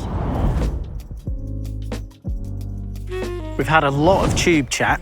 I do feel we do need to talk about tubeless because it can be very good, but there's some, well, stipulations and limitations to making it good. It can be messy, it can be a real faff, but tubeless tech does work. But you've got to have the right rims, you've got to have the right setup, so the right tape, the right valves, you've got to have the right tyres as well. And you need to make sure you've got your technique of setting it up correctly to get a mess-free result. And that's the thing, you've got to have all those things lined up. So if your wheels on your bike aren't tubeless ready, you could convert them. Likewise, if your tyres aren't, well, actually just don't bother if your tyres aren't ready. It could be dangerous. I think that's the thing. For a lot of people, tubeless can offer a lot of performance, but there's lots of people where a simple tube, well, can work wonders. It's been very, very good for over 100 years, and I think it will be very good for another 100 years going on too. So, do I really think that tubes are rubbish? No, and I think we've got to kind of, well, pay virtue to Thompson and Dunlop for creating this amazing invention in the 1880s. We haven't even got powered flight when they created this genius pneumatic tyre, and it is brilliant. So, do I think tubes are rubbish? Well, no. On the right bike with the right tyre, they are fantastic. They give you all of the advantages of a pneumatic tyre, so you're literally riding on air. So, no, I don't think they're rubbish at all. And even though I'm a complete tubeless convert, maybe a zealot if you like, I always carry a tube with me on my ride because sometimes tubelessness might not work. So I need that traditional backup, of a tube. But let me know what tube or tubeless setup you're running. Let me know in the comments down below. Suspension lockouts used to be everywhere, but then something changed. In a bid to make bikes cleaner, simpler and lighter, the lockout disappeared. But was this a mistake? Have we been missing out? And is the industry now starting to catch up? Well, I'm going to find out.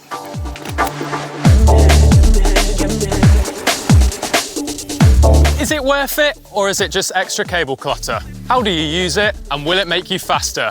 Watch to the end to find out.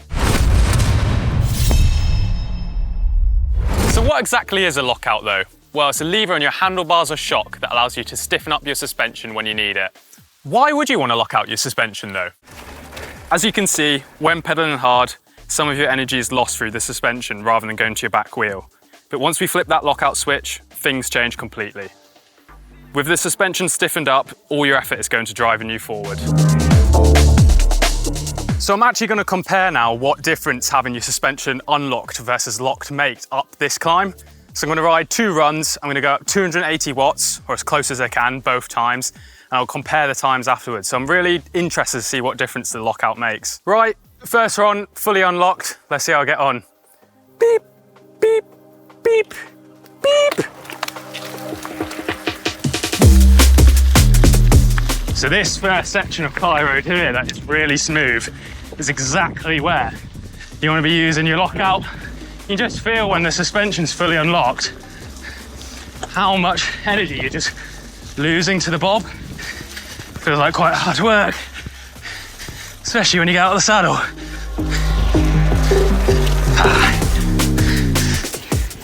Find myself reaching for the lockout remote.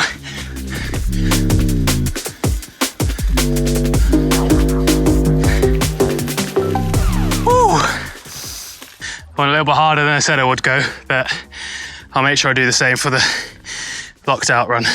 Right, so I've set the benchmark with the suspension unlocked. Lots of grip, but definitely losing a lot of efficiency, I think. So I've fully locked my suspension. We're gonna go for run 2. Beep. Oh, so straight away, out the saddle, that feels so much better.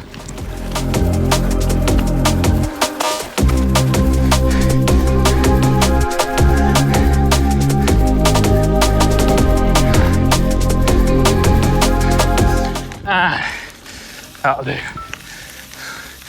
Oh, why is 330 watts feeling so hard? I'm sure you're eager to find out which one was faster, but first, let's dive in how to use a lockout and when you would use it. So what do we mean by suspension bob then? Well, it's that feeling when your suspension bobs up and down while pedaling. Not because of bumps in the trail, but because when you pedal, your weight shifts up and down, compressing and unloading the suspension each time. The problem with suspension bob is that every time your suspension bobs up and down, some of the energy from your pedaling is lost. Instead of moving you forward, it's being soaked up by the suspension. Lots of bike manufacturers try to minimise this pedaling bob by moving pivots and linkages to change what is known as anti-squat. Anti-squat is effectively how much your bike will resist bobbing while pedaling. A high anti-squat will make your bike pedal more efficiently, but will feel much harsher over bumps. XC bikes used to be designed with a really high anti-squat, as pedaling efficiency was their main priority. However, with the introduction of remote lockouts, modern XC bikes have been able to reduce this anti-squat to make them really supple and active while descending, but still giving riders the option to lock out that suspension when climbing so they're pedaling efficiently. Downhill bikes typically have low anti-squat to keep the suspension as supple as possible for descending, while trail and enduro bikes strike a balance, offering enough support for efficient climbing, but remaining active and compliant on the way down. Because your lockout will completely stiffen up your suspension, it's important to know when the best time to use it is. On my XC bike, I'll almost always lock out the suspension when I'm out the saddle, unless it's very rough. When we're out the saddle, there's more weight over the front of the bike, so the fork compresses more when pedaling. Also, when you're out of the saddle on steeper climbs and sprinting, your pedal stroke is often less smooth than when you're seated as well. As we get out of the saddle, we put more weight for each pedal stroke on the downward stroke, putting more force through the suspension. Locking it out while out the saddle means that none of your pedaling energy is lost through this. On a full suspension bike, the rear suspension helps the tyre track the ground to get grip. If you have your suspension locked out, the tyre's more likely to skip and bounce up, which will make it harder to keep momentum. You can see here how much harder the tyre has to work when the suspension is locked out. The beauty of a remote lockout on my cross-country bike is that on the same climb I can lock and unlock my suspension multiple times. I don't have to make the decision at the bottom of the trail on whether I'm going to lock my suspension out or not. I can do it multiple times as I'm reading the trail and make a decision that suits the terrain best. Take this climb for example. Well, it's only around 5 minutes long. I'll probably use my remote lockout around 5 or 6 times as I ride up here. If I lock my suspension out, my back tyre is just going to be bouncing up off the roots because the suspension can't track to the ground as well. So here, I'll actually leave my suspension fully unlocked, even when I'm out of the saddle as well. And when you can read the trail, you can really get good at just using that lockout remote all the time as I come straight into the descent and just leave my suspension completely unlocked. It's really easy to remember to do it.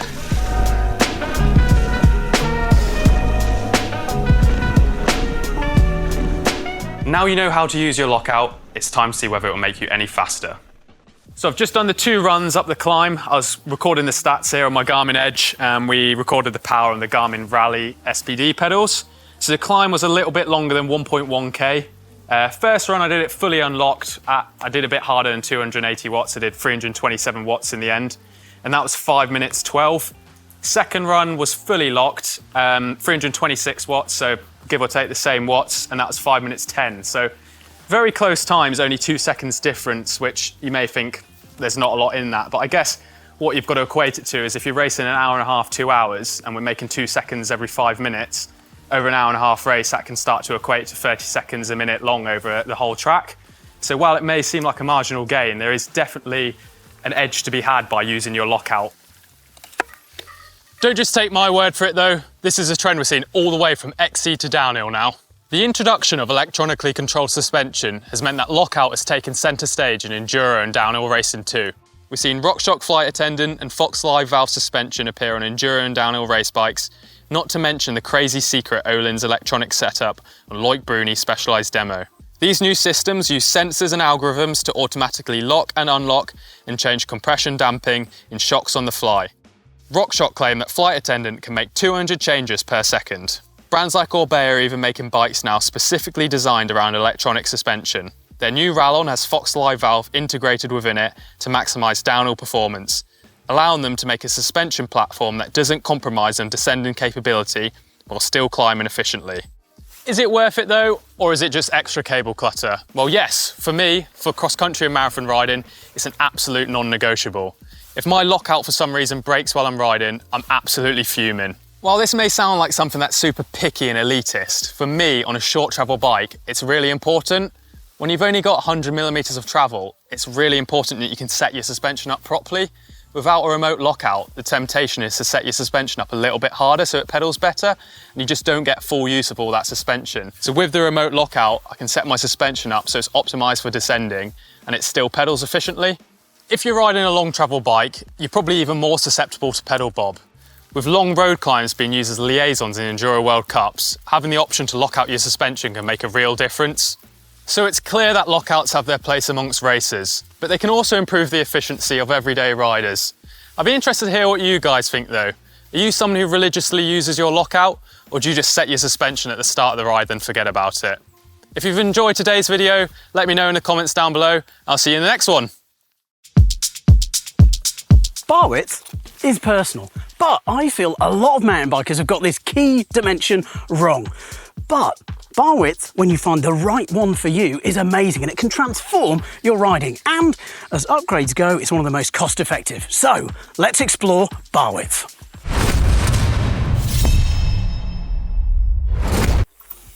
Bar width is a really simple upgrade and it makes a huge difference to how you ride. Bars have got lots of different factors as to why a certain width is going to suit you for where you're riding, and we're going to explain all of those. But a very brief history, because we've got more on that later, is that bars used to be really narrow, and then over time they've gotten wider and wider and wider. So now your new bike or your aftermarket bar could very realistically be too wide for you, and we're going to explain why. Handlebars come in lots of different shapes and sizes.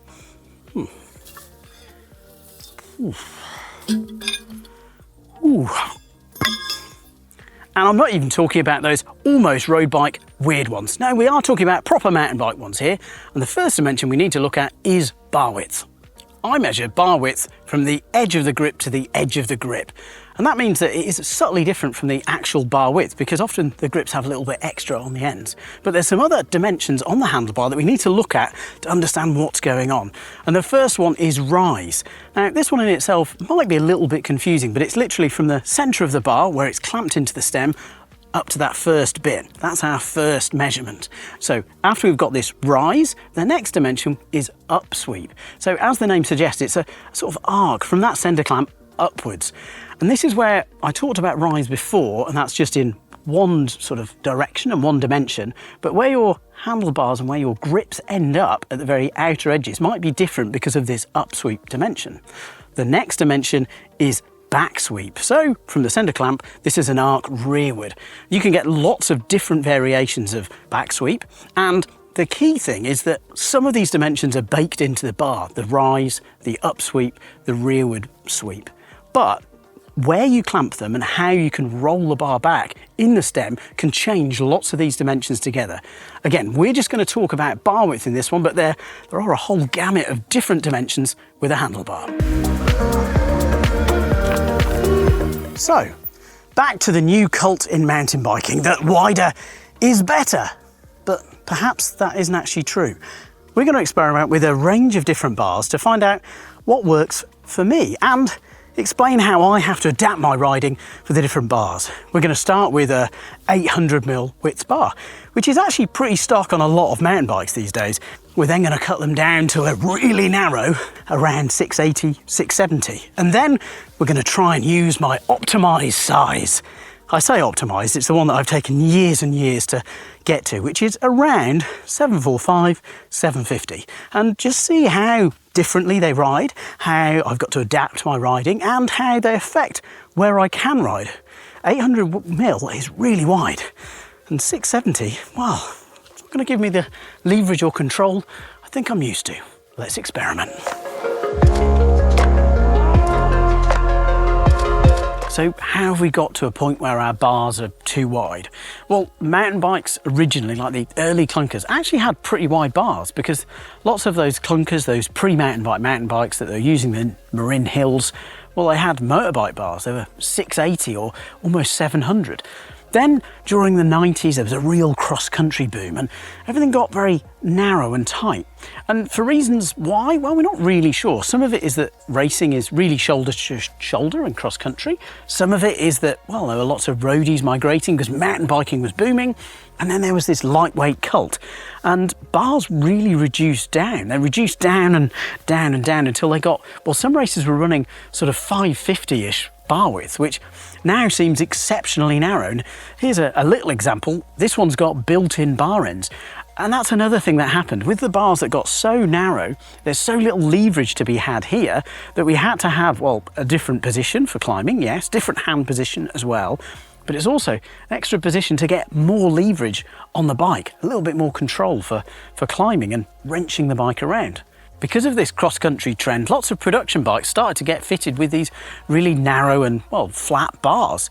And it was riders like Hans Ray and lots of downhill riders that then started to take influence on the sport. And, well, for the better, we got wider bars and we got higher rises. And we got different shapes that were more comfortable. And I say bars got wider, we probably got to a point where production bars were around 680, which is still considered now quite narrow. But then something happened on the downhill scene. We had some really big characters in the sport and also really big racers. People like Steve Peat, like Nathan Rennie, like Greg Minnaar, really big hulking guys who started to run really wide bars. And then the trend, well, it was pretty much set. These were really fast, exciting races to watch. And one of their keys to success was, well, wider bars. So everyone must have a wider bar, right? That's what makes you fast. Now, fast forward, we've got to a point where a lot of production bikes and a lot of aftermarket bars are, well, over 810mm. That is really, really wide, not just in comparison to this, but in comparison to motorbikes. Motocross bikes are coming with a similar width bar. It's very interesting. But back to bars. There's a heck of a lot going on with a handlebar and how it influences your ride. But in effect, we've got two core things that we need to look out for when we're looking for the right bar, and that's control and that's ergonomics. Where you ride, how you ride, and what style of riding you're doing are all going to impact where you fit on this balance between total control and total ergonomic fitment. And it is those sort of two extremes. So if you're kind of a going far, long distance cross-country racer, then the ergonomics are going to be the focus point. You're still going to need to control the bike, of course, but you can lean into the ergonomics and how much the bike will fit you to the best, because you need to optimize your physical performance, and that's how you can do it with ergonomics. If we go to the other side and you're all about control, let's say you're going to bike parks and you're really focusing on gravity riding, then we can almost swing that balance all the way over to control. Of course, we still need to pedal our bikes, and for this example here, we've got a trail bike, which is probably the perfect example of where we've got to balance the ergonomic limitations or constraints and how much control we want to get. It's all about balance. Ergonomics. It's a fun topic, and it's one that, well, you can fall into a real rabbit hole into. So how does it apply, and how can we encapsulate it in a really short way? Very briefly, we're all quite different, because the way our skeleton is formed, and that bony bits and how long those bones are and how the joints are made, plus how all of the muscle, the tendon, the ligament are all knitted onto that bony structure, it's all going to be different from individual to individual. And that means that how strong we are, the range of motion that we have, is all going to be quite different. A great example of how we're ergonomically different is if we get into a press-up stance, because that shows that it's not just about how wide our shoulders are, it's also about what strength we've got. And as an example, if we're too narrow, we can be wobbly. If we're too wide, it's also just hard to get any movement back up because we haven't got the strength. And then you find that sweet spot. It's just right. Let me try and demonstrate. Here, I'm kind of unstable, and it's really hard. I'm having to use my core a lot to be really stable. So about here feels pretty good. I've got pretty good range of motion. But if I go really wide, well, I just can't really move because I don't have the strength of my arms or my core. It is subtle, but I can't hold this much longer. All of our contact points on our bike, the pedals, the saddle, and the bars, effectively the grips, all change how we control the bike. But the bar has got the biggest influence on all of those. Why? Well, it's the bit that we're doing the steering with. And I know it sounds a bit basic, but it's quite a lot more about steering a bike than steering a car. And that's because we can lean the bike over, and that means that the contact patch, that's how we initiate that movement and change of direction, is coming from us moving the bar, changing the grip, and moving the balance point of the whole bike. When you look at the physics, it is actually really complicated.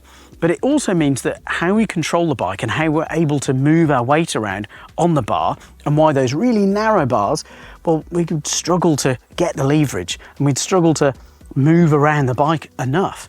Whereas if we look at really, really wide bars, well, if we're too wide and we're too stretched out, we don't have the range of motion to move around the bike. And that's really important, especially with control, because we need to balance which wheel and which tyre has got the grip and got the load to make the turn, make the climb, and make rolling around and doing nice turns easy and controllable. We've had a wheel size change, and yes, that's meant that the wheel is bigger, but it's not bigger like a truck wheel is to a car wheel. So that's not why we need the extra leverage to help initiate the turns with a bigger wheeled bike. No, we've got a gyroscopic effect with the wheel, and the bigger wheel and the bigger mass means that it's got a bit more, well, momentum of inertia. It's got more gyroscopic effect, so it's harder to actually turn in. That means that we probably do need a little bit more leverage on a bigger wheel. Now, the final factor in this puzzle of control is geometry, and geometry has changed radically. Those mid-90s bikes with those really narrow bars had really steep head angles, and it meant they were very nervous and twitchy. And some of that was a necessary thing because the bars were so small that you kind of almost needed to have that to be able to control the bike.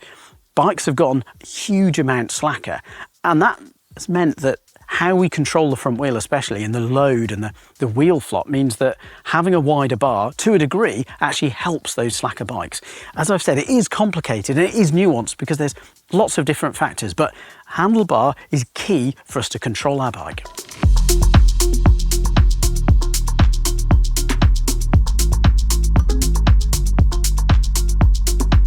Okay, here are the full-length uncut bars, and just for clarification, the bars that I'm using for all 3 different runs are all the same rise, all the same back sweep, all the same up sweep. Essentially it's the same bar and we're trimming it down to the right size. And that means that I'm not changing any of the other parameters, and it should mean that where my hands are just going to be further out. Okay, they're going to be slightly higher, as the up sweep of the bar kind of means that the very edge of the bars is slightly higher on a wider bar than it is on a very narrow bar. But just immediately the extra width is noticeable. It kind of just even sat here, it kind of like I can feel sort of my wrist angle, opposed to being able sort of inside and being over the front of the bike. I guess I'm having to pull myself to get that position, and as I'm then doing that, I can actually feel my back's not that flexible. I don't do the Pilates and yoga that I probably should do at my age. I'm having to rotate my pelvis to get into that position, and that is probably helping bring my body weight lower. So we'll see if that makes a difference on the trail to help weight the front wheel. I can notice it, well, in between my legs I can feel the difference, and that's because when you roll your pelvis you end up sitting on a different part of your sit bones, and if that's comfortable or not, well, yeah, the saddle will decide that one, but I can notice that difference. I guess the other thing is, it does feel like, I'm having to change my body position, so that is going to change, well, the dynamics of the bike as well. Oh, okay, interesting. I'm just about ready to go ride and feel them, and already my kind of outside arm away from the frame, I can't, in my normal kind of back position, I can't keep my hand on. The outside edge is pulling off, which I guess flags that the 800mm bar is wider, but it also means that my hand on the outside is having to turn such a bigger circle that I can't keep it on. Okay, this is a more extreme sort of steering angle, but it's not unrealistic on a tight and twisty trail. And I haven't even talked about getting through the trees yet, which, well, I've got a lot more bar to try and wiggle through. Okay, here we are. Ooh, okay, interesting. I can feel the width already. Oh, shivers. Right, I've got to lean forward a lot more. Oh, shivers. Wow, right, okay. That wasn't a traumatisation, but just getting around the corner, just the extra width. I guess I've gotten comfortable on the bar width that I ride. But my outside hand, so the one that's kind of moving away from me as I'm arcing round a turn, so I guess it's your left for a right-hand turn and vice versa, was starting to come off the bar, so hence missing the line. Let's try and get the rest of it without disasters. Okay, there's a lot of stability, so that's nice in the rough, but I'm struggling to actually turn.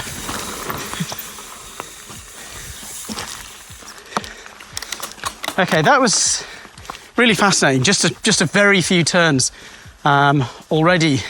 Just the first turn, it's quite.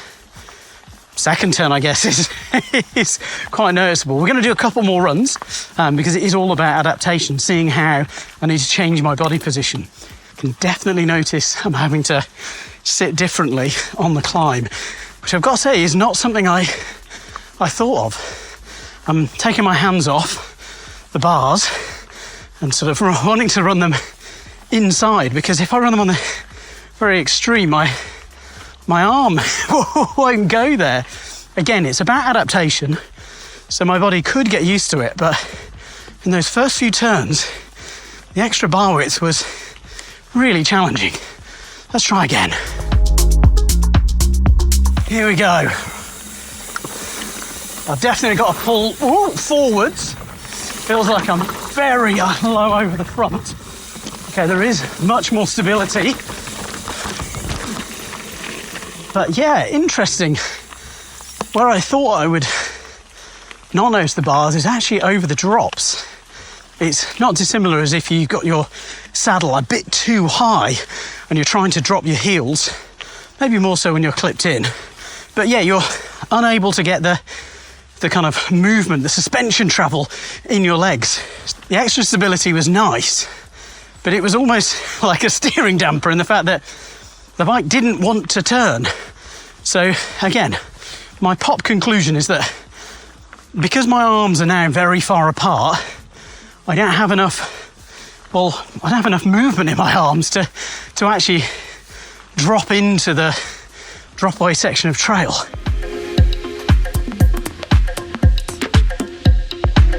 Time for the narrow option. Right, we're going to take 60mm off these 800mm bars to get them really narrow. Anyway, I should do the warning, because you always need a warning on things whenever you're approaching them with tools, and that's that lots of bars have actually got a minimum width. You might wonder why. Well, it's because the way the tubing is made and how it's constructed to get a really nice smooth ride means that, well, it's going to be thicker further along, and it means it's not going to have the damping properties that you actually want if you cut it down too far. So do check before you chop. What have I done? In terms of width, they feel like a bar that I'd have on my townie or my sort of pizza bike to get around town. I'm, yeah, going to be interesting. Okay, even out of the saddle, just accelerating, I can feel the difference on this trail bike. It's, woo! Okay. I'm really having to use my body to move the bike around. I can't just muscle it around. I've got, whoa!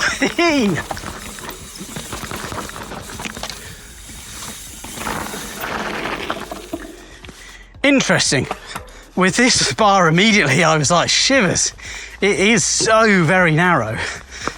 But I've kind of been able to adapt my riding style. I do feel, though, that the narrow bar, I'm struggling to get the leverage in this more technical terrain.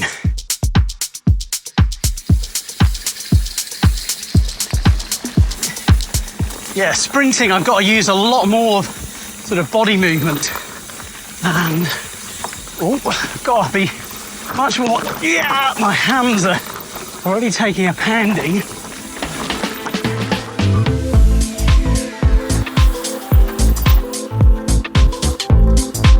Well, these are the 745 bar width, but then they're 750 with the grips on the outside. And it's taken me years to find the right ones for me. And that's because I guess I was a bit timid on experimentation. I was a bit scared of, well, trying the really wide bars, because I'd tried 760s when they came out quite a while ago and I didn't really get on with them.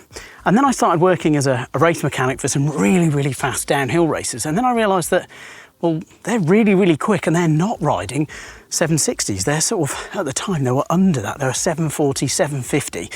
Maybe over time they've increased their bar width, but for me, even though this bar in particular is a slightly higher rise than I've ridden before, the stem is slightly longer, so it feels like it balances it out.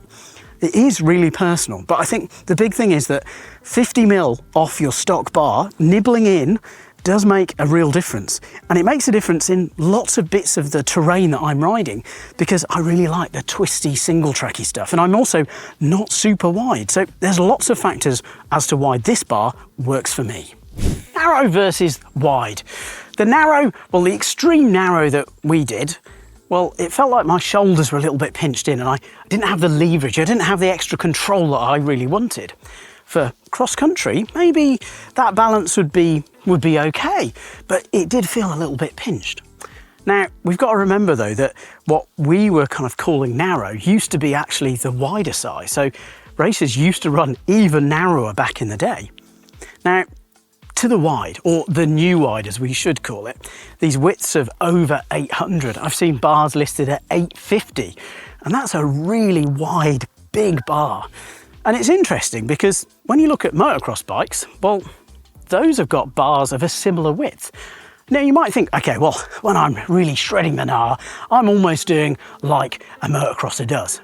And to a degree, I can understand why you might think that, but we are on push bikes, and okay, some of the speeds that some people can go will almost be as fast as MX bikes, but how we're positioned on the bike is quite different. On an MX bike, we can pull forward, and, well, yeah, we can get our range of motion, because that was something that I found on the really wide bar. I I've got relatively long arms for my height, but I just couldn't get my arms around in that position. The other problem I had with the really wide bar was that when I was in the position, it did give me lots of stability, but the width limited my range of motion. It is a really fine balance because we're not talking about a huge difference from our narrow bar to our really mega wide bar. And there is a little sweet spot, but it's worth trying to find it because it can make a really good difference.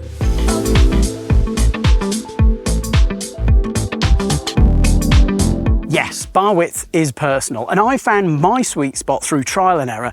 And for me, for cross-country trail bikes, it's between 725 up to 750. So it is a relatively narrow range, but it is a lot slimmer and a lot narrower than a lot of stock bars.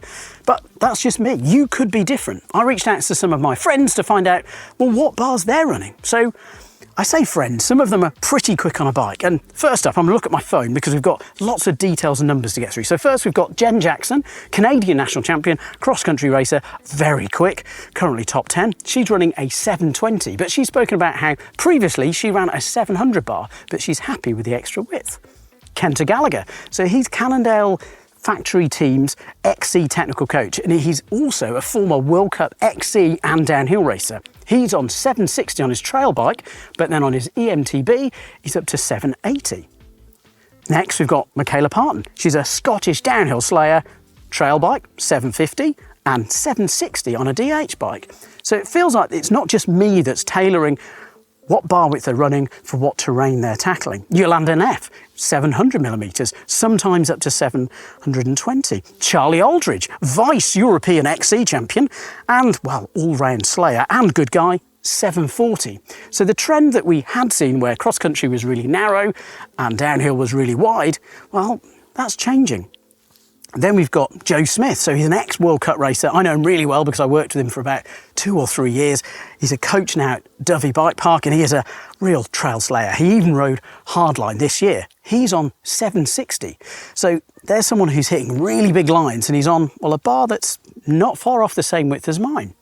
Okay, then we've got some other people. So we've got Braga Vestervig. Yes, the absolute free ride slayer.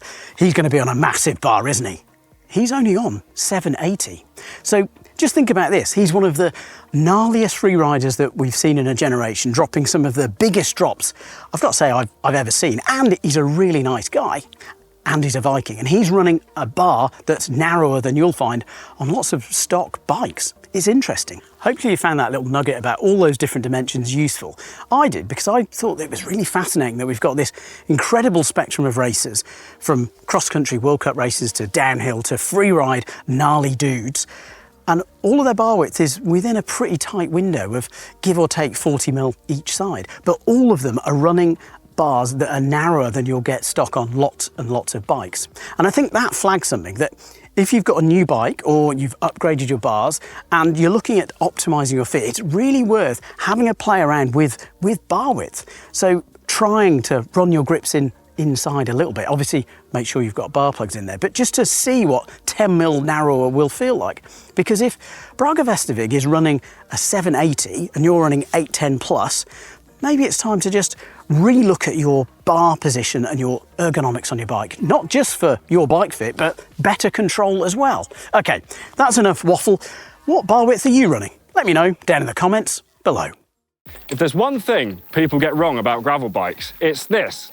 Tyres. A gravel bike is a lot more capable than a lot of people think, but it all comes down to, what tyres you've got fitted. Too slick a tyre, and you'll be low on confidence and low on grip. And too aggressive a tyre, and you're putting all that effort and going nowhere. So, does this sound like something familiar to you? Because today we're going to dive into all these different gravel tyre types and a handy system for finding the right one for your perfect gravel ride.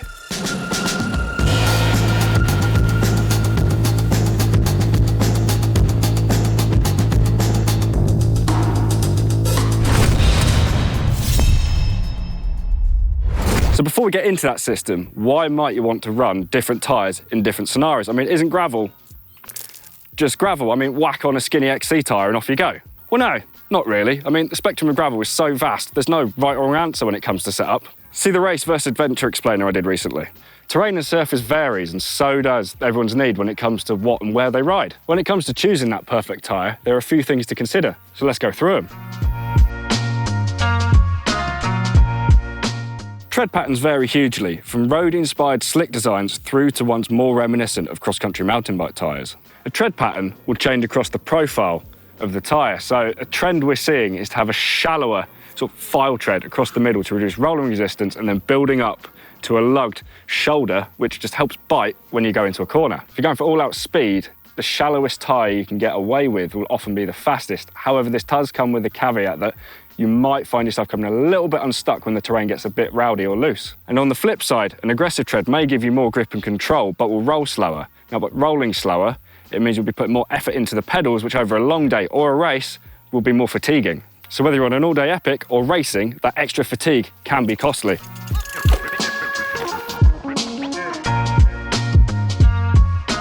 Across, dare I say, all disciplines now, we're seeing the old school view of skinny is fast being disproven. Yes, I'm sure there are some very specific use cases for where a skinny, lighter tyre is actually better, but I'm scratching my head to find them. What we are seeing, though, is a trend to go wider. That wider tyre at a lower pressure not only provides more grip and comfort, but is actually faster. So instead of bouncing off of that ground-bound object, it actually deforms around it. So this is just all about reducing impedance losses. And where possible, we're seeing racers squeeze the biggest tyres they can into their frame. So in some cases, we're seeing frame manufacturers putting clearance in for tyres up to 2.2 inches or 55mm. However, there are still some brands out there that justifiably are sticking to a smaller clearance. Now, this is to preserve that agile sort of racy feel they're bringing over from their race bikes. So in this case, we're seeing clearances of about 45mm. So some of these clearances might sound a little bit conservative, and yet you might be able to fit that big tyre in your frame and it spins round. But there's no point in being smug about it if, it's going to get written off by a little pebble that gets stuck in your tread or just a build-up of mud. So previously, a lot of gravel tyres were either sort of scaled-up cyclocross tyres or scaled-down mountain bike tyres. In the case of cross, these tyres are a really good aggressive tread for biting into mud and soft terrain, but because they were run on short, soft, closed courses, where in the case of a flat, your rider could just run back to the pit and pick up the spare bike, they were lacking in sort of casing strength. Whereas the demand with the gravel tyre is it needs to be a lot more resilient, so riders are going to find themselves in these remote locations on tougher terrains. Now, this is where we're seeing brands sort of reference and take inspiration from touring tyres and XC race tyres. So we've now got reinforced nylon sidewalls, not only for protection, but stability at a low pressure. We've got bead shields, additional anti-puncture belt in the centre of the tyre profile, endurance casings. These tyres have got to do a lot more than ride around a muddy field for an hour. And in the case of these Vittorias, graphene-infused treads for durability, grip, and longevity. Burly. Right, so now we're going to dive into that new system I've mentioned and explain about the new tyres. Let's go.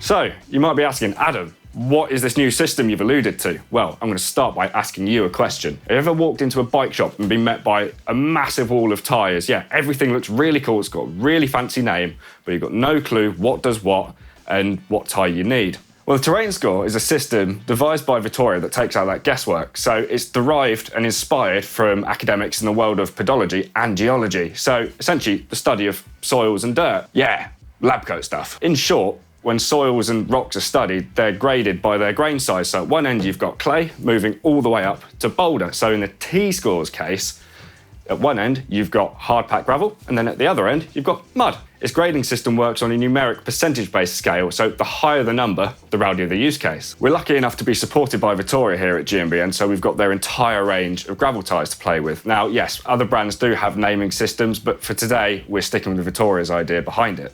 We've now got 7 tyres in the range, 5 sort of re-engineered and derived from previous designs, and we've got 2 all-new flavours. So we'll start at the lowest end of the scale with the T10. So this is the hard-pack tyre, designed for the primest cork-just-popped champagne gravel. It's got a super slick centre band with shoulders to bite when you find some corners. Next up, we have the T30, so it's the fine loose tyre. So we're starting to see a little bit of more of a tread around the centre band, so it's a fish scale design. What does that mean? So it means in the right direction, you've got really good braking traction, but at the same time, it's got really low rolling resistance. And then what this does, it ramps up to some siped shoulder lugs to, again, bite in when you lean the bike over. Next up, the T50 mixed tyre. So it's first of the 2 new tyres in the range. So being in the middle of the range, it's designed to sort of balance, so it gives you traction without compromising speed. So if you want a fit and forget tyre, this might be the one for you. It makes use of a shallow sipe tread pattern that runs into the centre profile of the tyre. You don't see that too much on gravel tyres, but what it does mean is it's quick, but then gives you that control when things do start to get a little bit rowdy. So next, and the second of the 2 new tyres, is the T60. So again, a mixed tyre, but unlike the T50, this sort of airs more towards the aggressive style of gravel riding. So you've got a deeper tread all the way across the profile, great for consistent handling, no matter where you're riding. The next up, we have the T70. So you might recognise this from a flat bar bike, and you wouldn't be wrong.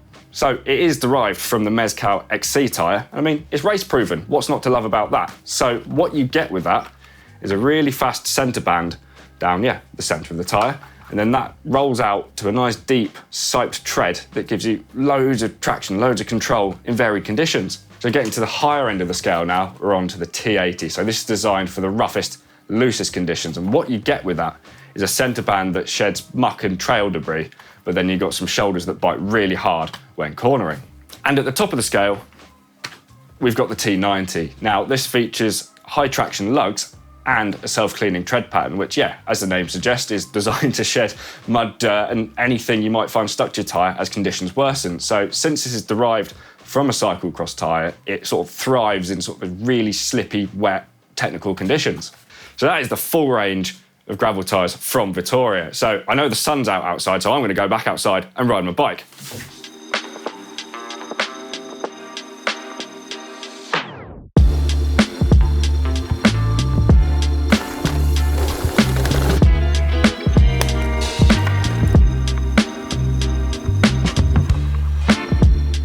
Right, we're back outside to answer the next question. Can you mix and match tyres on your gravel bike?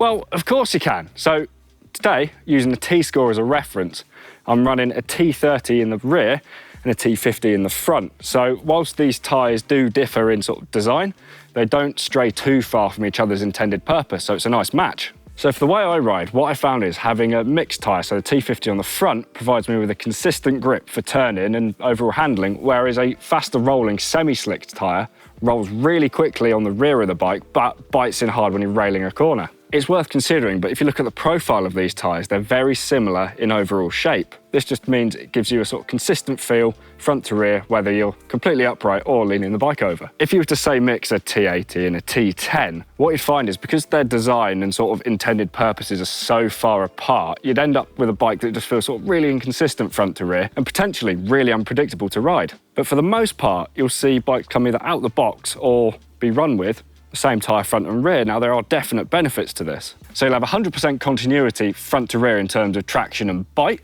Then you'll also have the ability to swap tyres front and rear to even wear out. And then this is really handy. Say you're bike packing and one of your tyres blows up catastrophically and you need to nurse it back. You can always swap it to the front of the bike and then have the inflated tyre on the rear just with all your luggage, panniers, etc. So as always, setup is completely personal and there is no definitive right or wrong answer, but what the T-score gives us is a framework for identifying each tyre's purpose and sort of intended use. So, do you like a fast, loose bike? Do you slap on a semi-slick and maybe sacrifice a little bit of handling when things get rowdy? Or do you prefer the comfort and consistency of that treaded tyre, maybe at a little sacrifice of efficiency? Well, let me know down in the comments below and I'll see you soon. Lots of us might not know this small detail, a detail that can make a big difference to your riding. We're going to find out all about Q factor and stance width, and why we should give a stuff about it. When we're talking about bikes, Q factor is a measurement, and it's a measurement between the cranks, the outside section where your pedals thread in. The name is slightly odd, and I don't think it is related to ducks. It's more likely to be related to a physiological number called the Q angle, but more on that later. Q factor isn't stance width, but your Q factor will impact your stance width. What's stance width? Okay, this is effectively where your feet are placed, and on clipless pedals, well, they're going to be clipped into that place, and then on a flat pedal, well, there's still a margin of error, so it's where your feet are going to be placed. In this video, we're going to focus on Q factor and on stance width, and try and explain why it is important. As you can already probably tell, it is quite an interconnected puzzle. There's lots going on. Why could stance width and Q factor change our riding?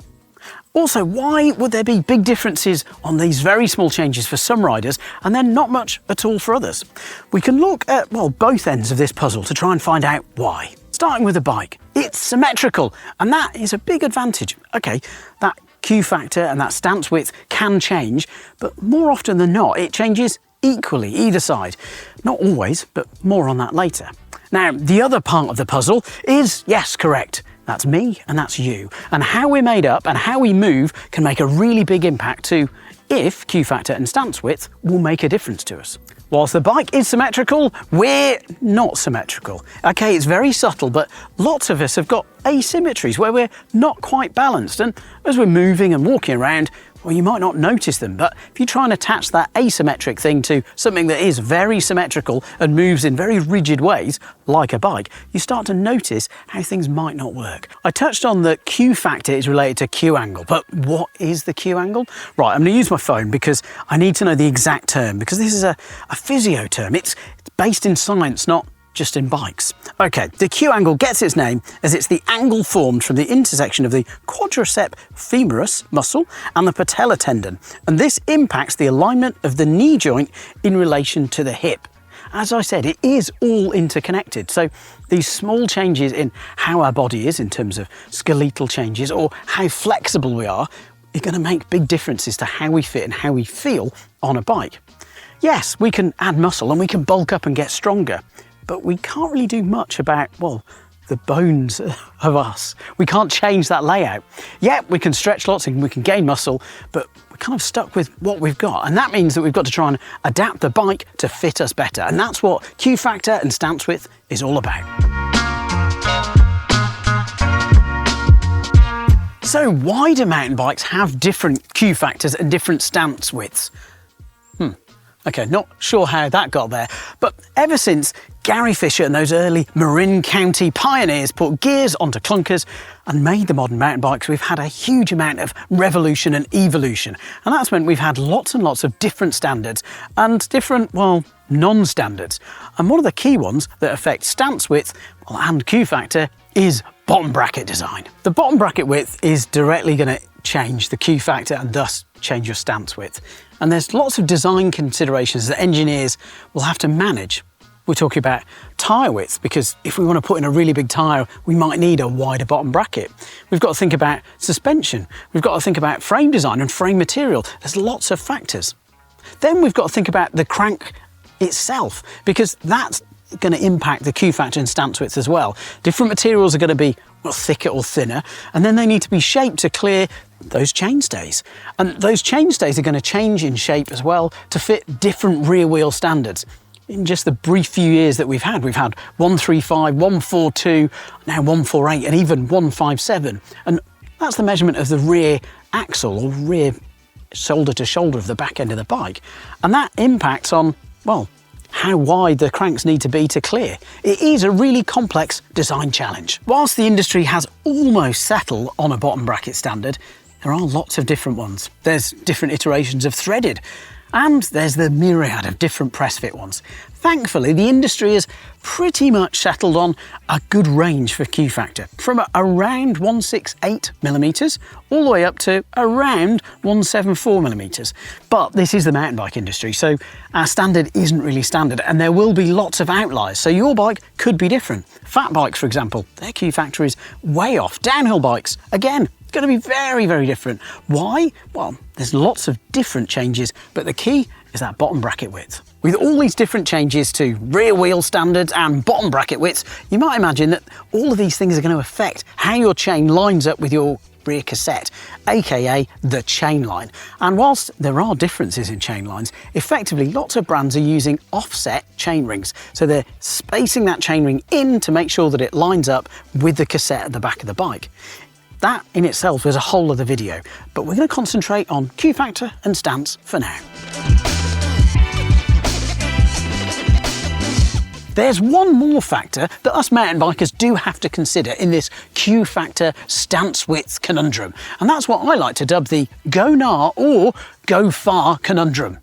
Right, going far. You like cross-country rides that are really long, maybe cross-country racing, maybe cross-country marathon racing, the long stuff when you're on your bike for a long time. Here, it's actually quite simple, and that's that you need to optimise your Q factor and your stance width for your ergonomic output, because if you optimise it, well, you're going to get better performance out of your body to fit your bike. If you're not very interested in FTP or going long on your bike, FTP is functional threshold power, just if you didn't know, and you're more interested in getting rowdy and getting loose in technical terrain, then there is another piece of this puzzle that we have to consider, and that is our stance width, because actually widening out our stance position might give us more stability on the bike. What do I mean? Okay, here's an analogy. If you're a weightlifter and you're trying to squat a really heavy weight and you've got a really narrow stance and your feet are really impinged and pinched in, well, trying to lift that weight up high, it's really tricky. Widening your feet out can give you more stability. So if you're into more technical terrain and really crushing the gnar and the heavy hits and the big jumps, then having a wider stance could help you and offer more stability. For trail riding, this is where it gets a little bit tricky because, well, we've got to decide which side of this wonderful conundrum we're going to sit. Are we going to optimise our ergonomics fully, or do we need to find some stability for that gnarly technical terrain? That is up to you to decide. A classic XC bike. It's a hardtail. We've got 110 mil of travel up front, and well, it's perfect for those people that want to go really fast and really far, whether that's between the tapes for cross country or XC marathon, or they just want to be a horizon hunter and head off the map and go really far. So with this bike, we've got a Q factor of 168. With these Egg Beater Crank Brothers pedals, I've got a 52mm stance. It's a design classic. Here's a great example of a modern trail bike. 150mm of travel up front, 140 in the rear. And it's one of these great bikes that you can take out on lots of different varied terrain. You can take it out on really tough adventures with lots of big drops and really gnarly terrain. But you could take it out on a bigger technical loop as well. And that's why you've got to balance the control and also the ergonomics. With this, the Q factor is 174mm. And I've chosen the Crank Brothers Mallet Trail pedals. And they have a stance of 57mm, so a little bit wider. And they should offer that balance between just pure ergonomics of the perfect Q factor and perfect stance with the better control of a little bit wider stance. And here's another example of an interesting trail bike. Yes, this is an EMTB, but it's important to mention EMTBs as well. This one is pedal assist, and it's a good example of an all-rounder. 160mm of travel up front, 150 in the back. It is really fun for burly terrain, but it can pedal too. And talking about pedaling, the Q factor on this is 177. So it is much wider, and that's not just down to stance, it's down to, well, having a motor in it.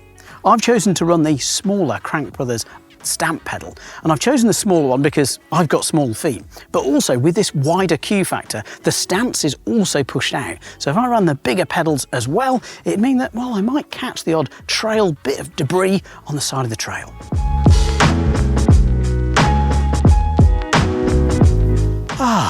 Excellent. I feel we're all a little better illuminated to what Q factor is and what stance width is all about.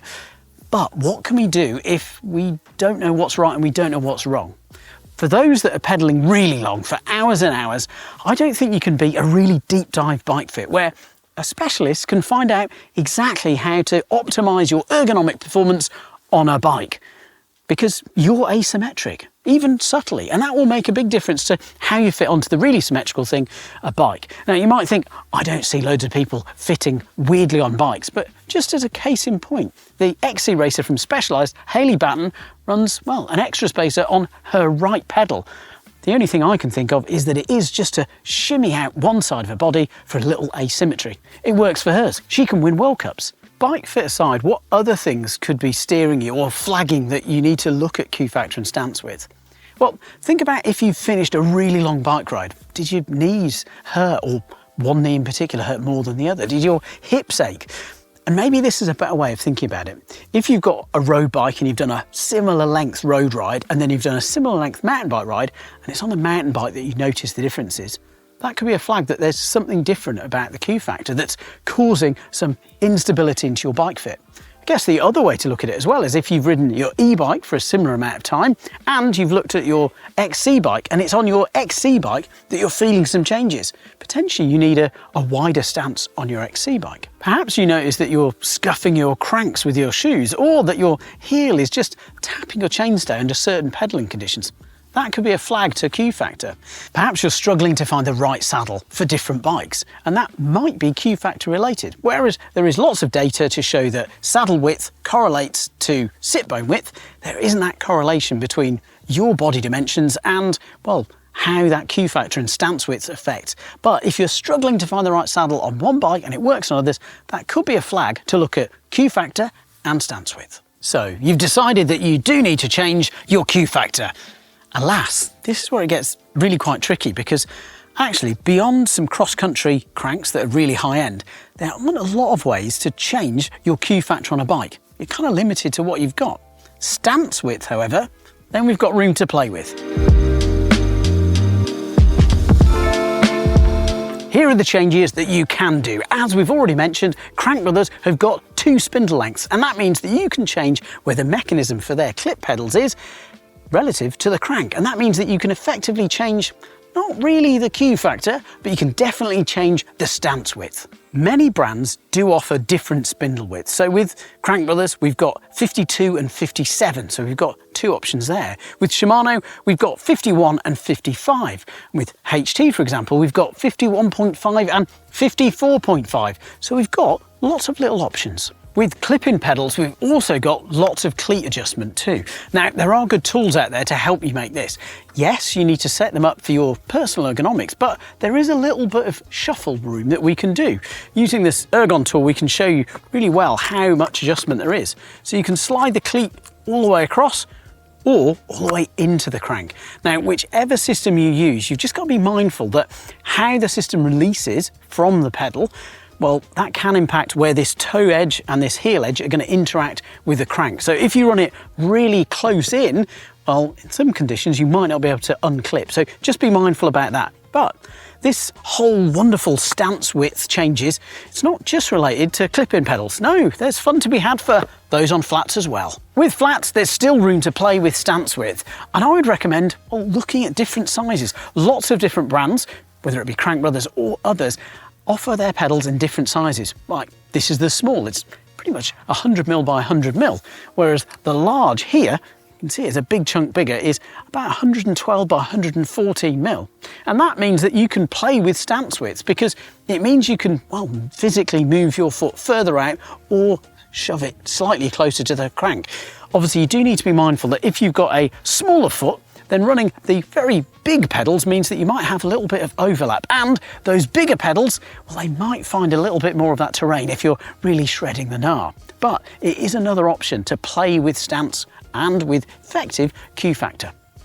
Yes, Q factor and stance width are nerdy, but they can make a big difference. Small changes to how your biomechanical system, aka from your feet, through your ankles, through your knees, to your hips, can make a really big difference to how you enjoy your bike.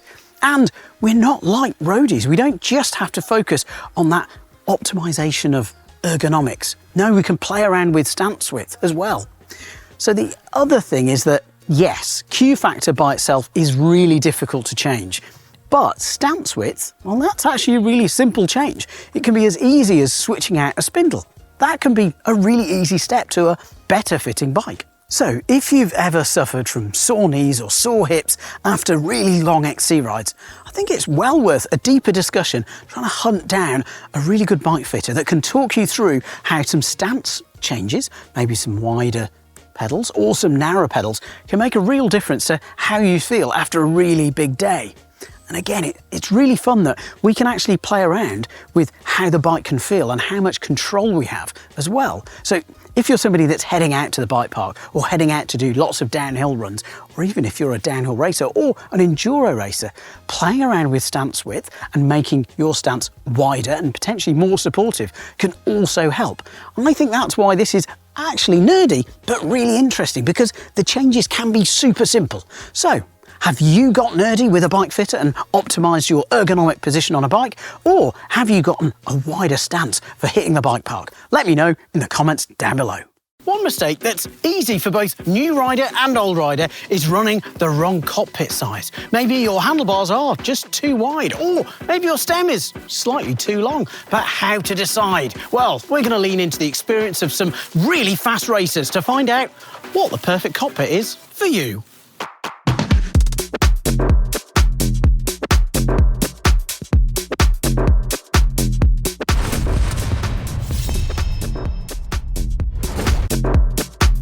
Thanks to FSA, we've got a range of stems and bars to explore different cockpit setups because, well, it is personal and there is a huge range of different bar widths, different rise of bar, different stem length, different rise of stem. But it's really, really important to get your cockpit set up correctly, and it can be confusing with so many different subcategories of mountain bike, but it is important. Here's more from G.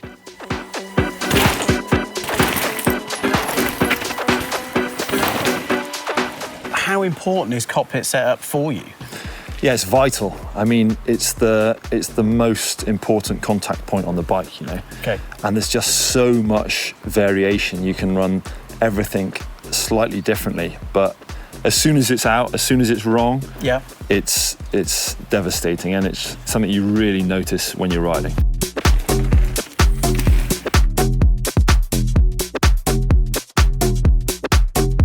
Bar width. This is often measured in millimetres, and effectively we're talking from tip to tip width. Rise. This is the vertical rise of the handlebar, so measured from the centre section here to the outside. It can be 15, 20, 25, 30, you get the picture. We can go all the way up to, well, 75 mil if you wanted. Sweep. There's two main types of sweep with handlebars. There's up sweep, which is where the bar sweeps up from the vertical, from the centre clamp, and then there's back sweep, which, as you can imagine, is how far the bars go back from this centre clamp. The final dimension on handlebars is the diameter.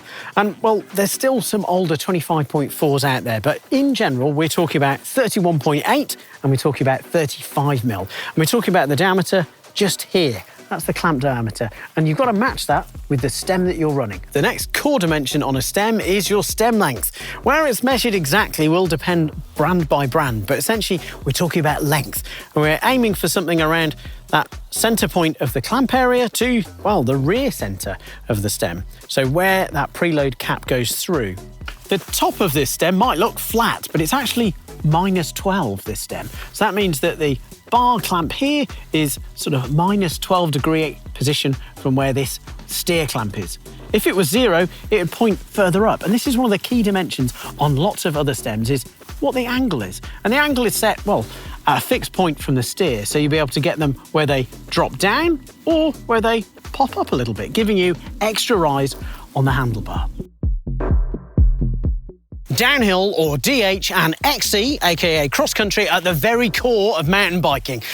Why? Well, we go back in time a little bit, and one of the first races was actually a downhill race called the Repack. It was the stuff of legends, and it was one of the things that fused and catalysed everyone coming together and really creating mountain biking. So there's this group of core riders racing downhill.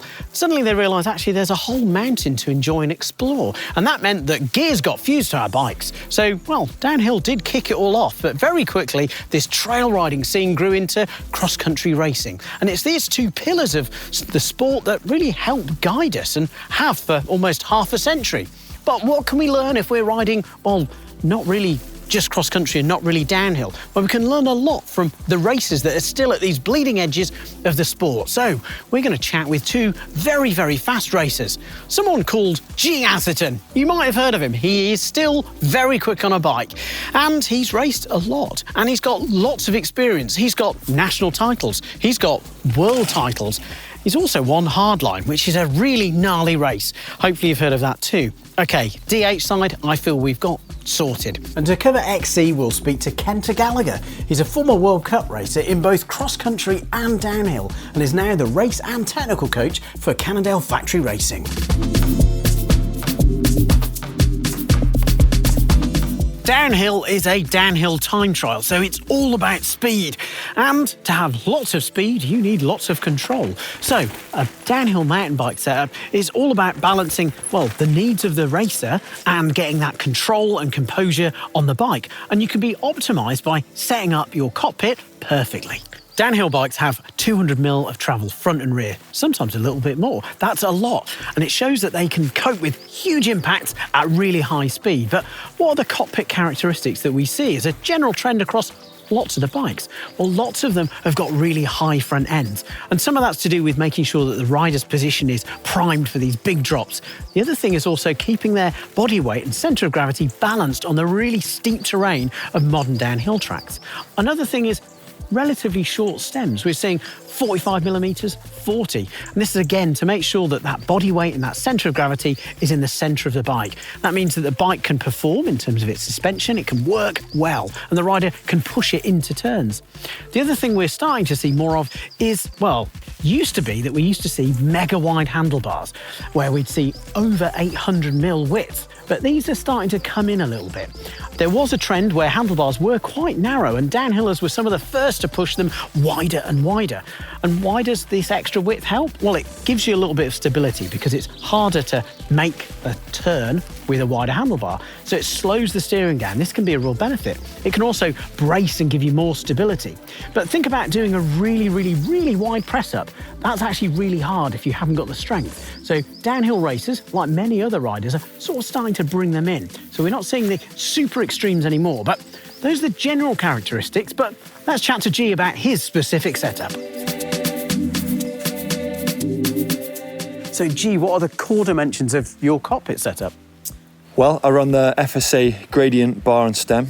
I run the bar width 780mm wide with a 25mm rise. They got a 31.8 clamp site. They've got an 8-degree back sweep, 5 degrees up sweep, and I run quite a lot of roll back of the bars in the stem. So interestingly, it's an alloy bar, and FSA give you the option of running a carbon or an alloy one. And you were talking before about how it's the compliance of the aluminium bar that you prefer. You prefer that feel of it. Yeah, and compliance is the right word there. It's so important. It just gives a slightly softer feel. There's slightly less feedback coming through the bar on a downhill track that's long and rough. You know, you're getting hammered.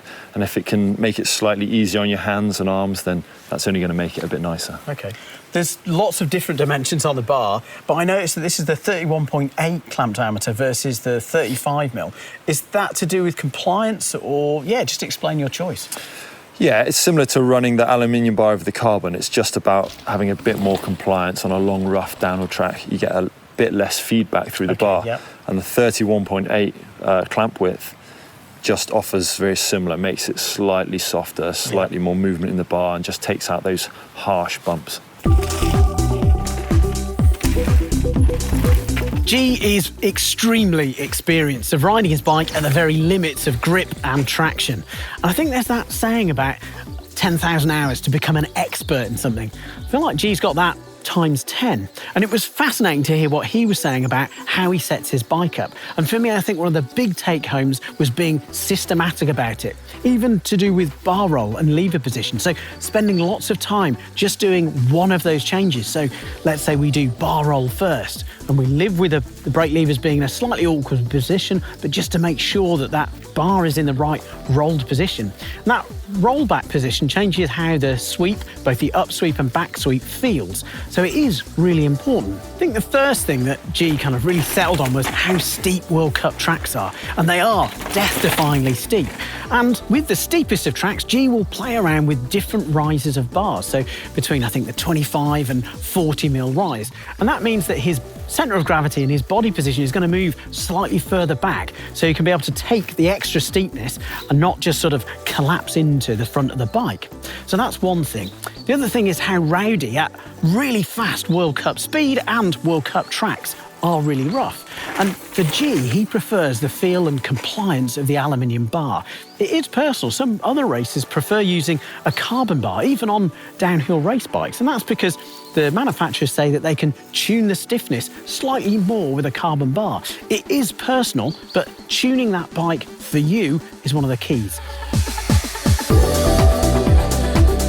At the other end of the riding spectrum is cross-country. And as the name suggests, there is a bit of a cross-country by its nature. But how cross-country is now versus where it was where we were just riding across country has changed radically. Courses are a lot tougher, not just with metres climbed and the technicalness of the descents, but also some of the really technical features, jumps and big drops. So they are riding really tough terrain. They're also riding, well, not by themselves. They're riding in a pack.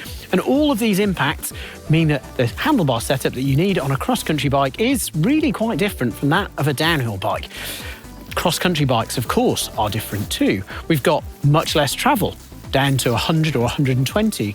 Sometimes we're still on hardtails as well. And the other factor is that we've got, well, to ride the bike all the way around for about an hour and a half. Very different constraints. So what are the core differences? Well, I think all of the factors that we're going to talk about with XC bikes are all to do with, well, bike fit. Why? Well, because you're on that bike and you're trying to optimise the bike fit for you, because we're having to pedal around for an hour and a half, an hour and 30. It means that we're optimising lots of the bike fit things, not just for how the bike handles and how it performs, but how it fits the rider as well. So one of those things that you'll see is longer stems. So some of this is to change the handling a little bit and calm the bikes down, especially on climbs. But the other thing is to try and fit riders, possibly riders that are running a frame size a little bit too small for them, to get enough stretch. The other thing is that these are pro athletes and they are very flexible and they want to have the best climbing performance. So you'll see lots of XC racers with negative stems, where the stems go down quite a lot. And this is a thing of moving that centre of gravity, just like with the downhill racers, but they're moving it towards the front wheel. You might be confused, why is this? Well, lots of cross-country racers are highly skilled racers and riders, so they can tackle a lot of tough terrain. But where they need the extra help and the extra sort of muscle memory is being able to keep that front wheel pinned to the ground while they climb up really steep slopes. And having this body position change of pulling the bars down lower to the front means that that back wheel and that front wheel can stay hooked up on the ground. The other differences to cockpit dimensions from downhill to cross-country will be that bar width. So bar width has grown. There was a period of time when cross-country racers ran with extremely narrow bars, and they had to have bar ends on the ends for the extra leverage. Thankfully, the bar ends have melted away and we've got comfy grips to offer the different comfort positions. But those bars have grown. Not as wide as downhill bikes, but they have grown. It's down to personal preference because some racers still like a very narrow bar. So choosing your bar will be personal, but slightly wider for XC can be a good thing. We chat with Kent Gallagher to find out more about how the Cannondale factory XC team set up their bikes. And I guess my first question is that, unlike downhill racers who've got, well, all they need to do is maximise control. That's their only sort of remit of setting up a bike. With cross-country racers, it's much more nuanced. You've got the need to set up a bike to control it. You've got to have the kind of ergonomics and then also comfort. So it's, you know, it's a balancing act. And how do you start that process? Yeah, it's quite the balancing act, I guess. I think the process kind of starts with, you know, being comfortable on the bike in general. So that normally starts with a bike fit.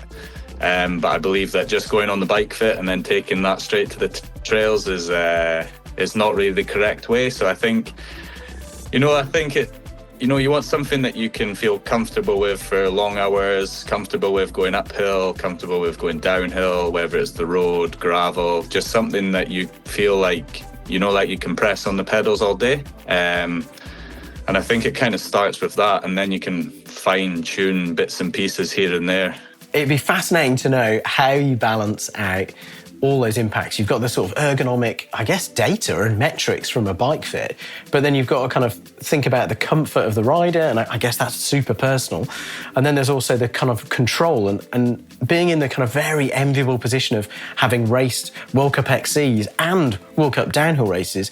I think you're probably in a unique position to be able to kind of help these XC racers understand the extra benefits. But how do you manage this process? So yeah, I guess from the bike fit, we can go along with the width of the bars, but that's super personal, I think. And people say your shoulder widths are basically a guideline, but I think it just depends on what you're racing and how you're racing. And short track compared to the XCOs, we will, trim the bars down. It's not unknown. And we use the KFX bar. And I think it kind of gives like a good compliancy. It's not super stiff and it's not, too much of a flex, and the riders seem pretty happy with it. And I think with the stem lengths, with the geometry of bikes changing, reach changing, wheelbases changing, the characteristics of the bike are super different to what they were 5 years ago. And I think that's the one thing that I've noticed in those years, that we've managed to come shorter from, you know, like 80s, 90s mil stem to 60s, and, you know, like 50s aren't even off, you know, like off topic as such. But it's kind of depends on the rider and what they're looking to achieve. With the bar height, I think, you know, like with the KFX stems, you can have different negative stems, but I think we're around the -12. But we do put a spacer underneath, just to allow them to just change that depending on the track, because obviously if it's a steeper track, we can drop it or raise it. But normally I just quite like them to keep it, you know, like whatever they train with, just keep it the same, because they know it's going to react in that way. But yeah, I think with the way the tracks are going, and whether you're a racer or not, I think if you have one of these modern day downcountry bikes, you will notice that you're able to shorten everything and, you know, like make it a bit more comfortable. And I think before stems were at your knees and stuff like that, but I think you're going that fast now that there's just absolutely no chance you're able to get away with stuff like that. And if you do, you're definitely going to get left. With bike races that can span almost 2 hours, or, well, even longer if you're at something like Cape Epic or some of the really long marathon MTB races, well, you've got to optimise comfort and control. And also, I guess the biggest thing is that bike fit is really important. So we'll start with that bike fit. Everybody's proportionality is different, and how they fit onto a certain frame size is going to be different. You can have one person who's the same height, but their body makeup and how their body is made up of different torso length and different leg length is going to be different. So using stem length and bar width, as well as saddle height, is going to be, well, the key thing to making sure that you can be as optimised as you can be for getting all the power out of your own body, not just your legs. We talked about comfort and control as well, and those things are really key, because you've got to be comfortable because you're on the bike for such a long time, and you're going to be putting the hurt on yourself, so you don't need to add any more hurt. But you've got to have control. These tracks are not to be messed around with. They're really hard. So it is a fine balance between comfort and control. But with time and being, well, not dissimilar to G, systematic about the approach, changing bit by bit, you can find that optimised position. Some XC racers choose one-piece bar and stem combos. These can save weight, and they can be optimised for stiffness and comfort. So for some XC racers, they can be perfect because they offer up just the right amount of stiffness and strength.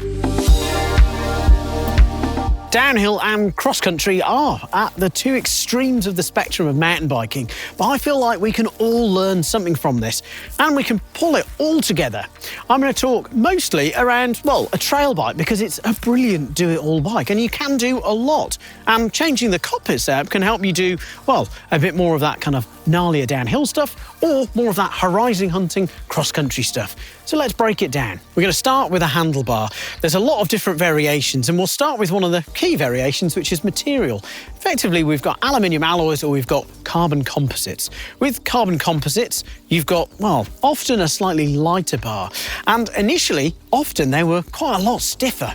But things have changed, and materials can be tuned a lot, and many manufacturers, FSA included, say that their carbon bars are more compliant and more comfortable.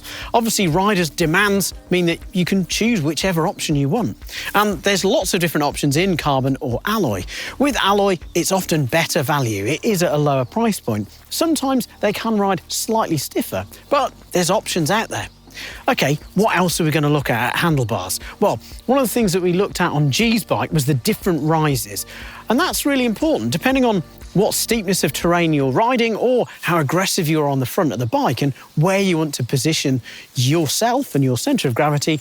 Riding a slightly higher rise bar can help a lot. It can be really comfortable to have a little bit more height on the front. The next thing to talk about is, well, complex. We're talking about upsweep and backsweep, and it is very personal. Personally, I quite like a lot of backsweep. So I reference that as a position of looking at the bar side on, and we've got sort of a very flat position with not a lot of lift on the grips. And I just prefer that position, and it is personal. What can often happen is if you're running your bar quite rolled forward, it can bring you a bit too far forward, it can move where your hands are, and it also kind of moves your centre of gravity a little bit further forward. Depending on the shape, it can pinch the sort of corners of your hands a little bit, but with good grips, don't worry about that too much.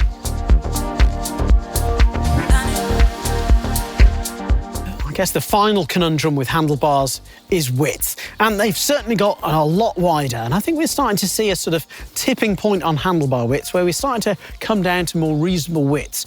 If a giant of the downhill world and a giant physical presence such as G is running a 780 bar, do we all need to be riding, well, 810 bars or maybe 805s? Depends. If you're taller than G and you've got a broader stance, then perhaps. But I think for a lot of riders, a slightly narrower bar can be good. I say narrower, talking around 760, 750. Again, think about that stance of when you're doing a press-up. And if you've got an extremely wide stance, perhaps you've got an extremely wide back, and you're really strong as well.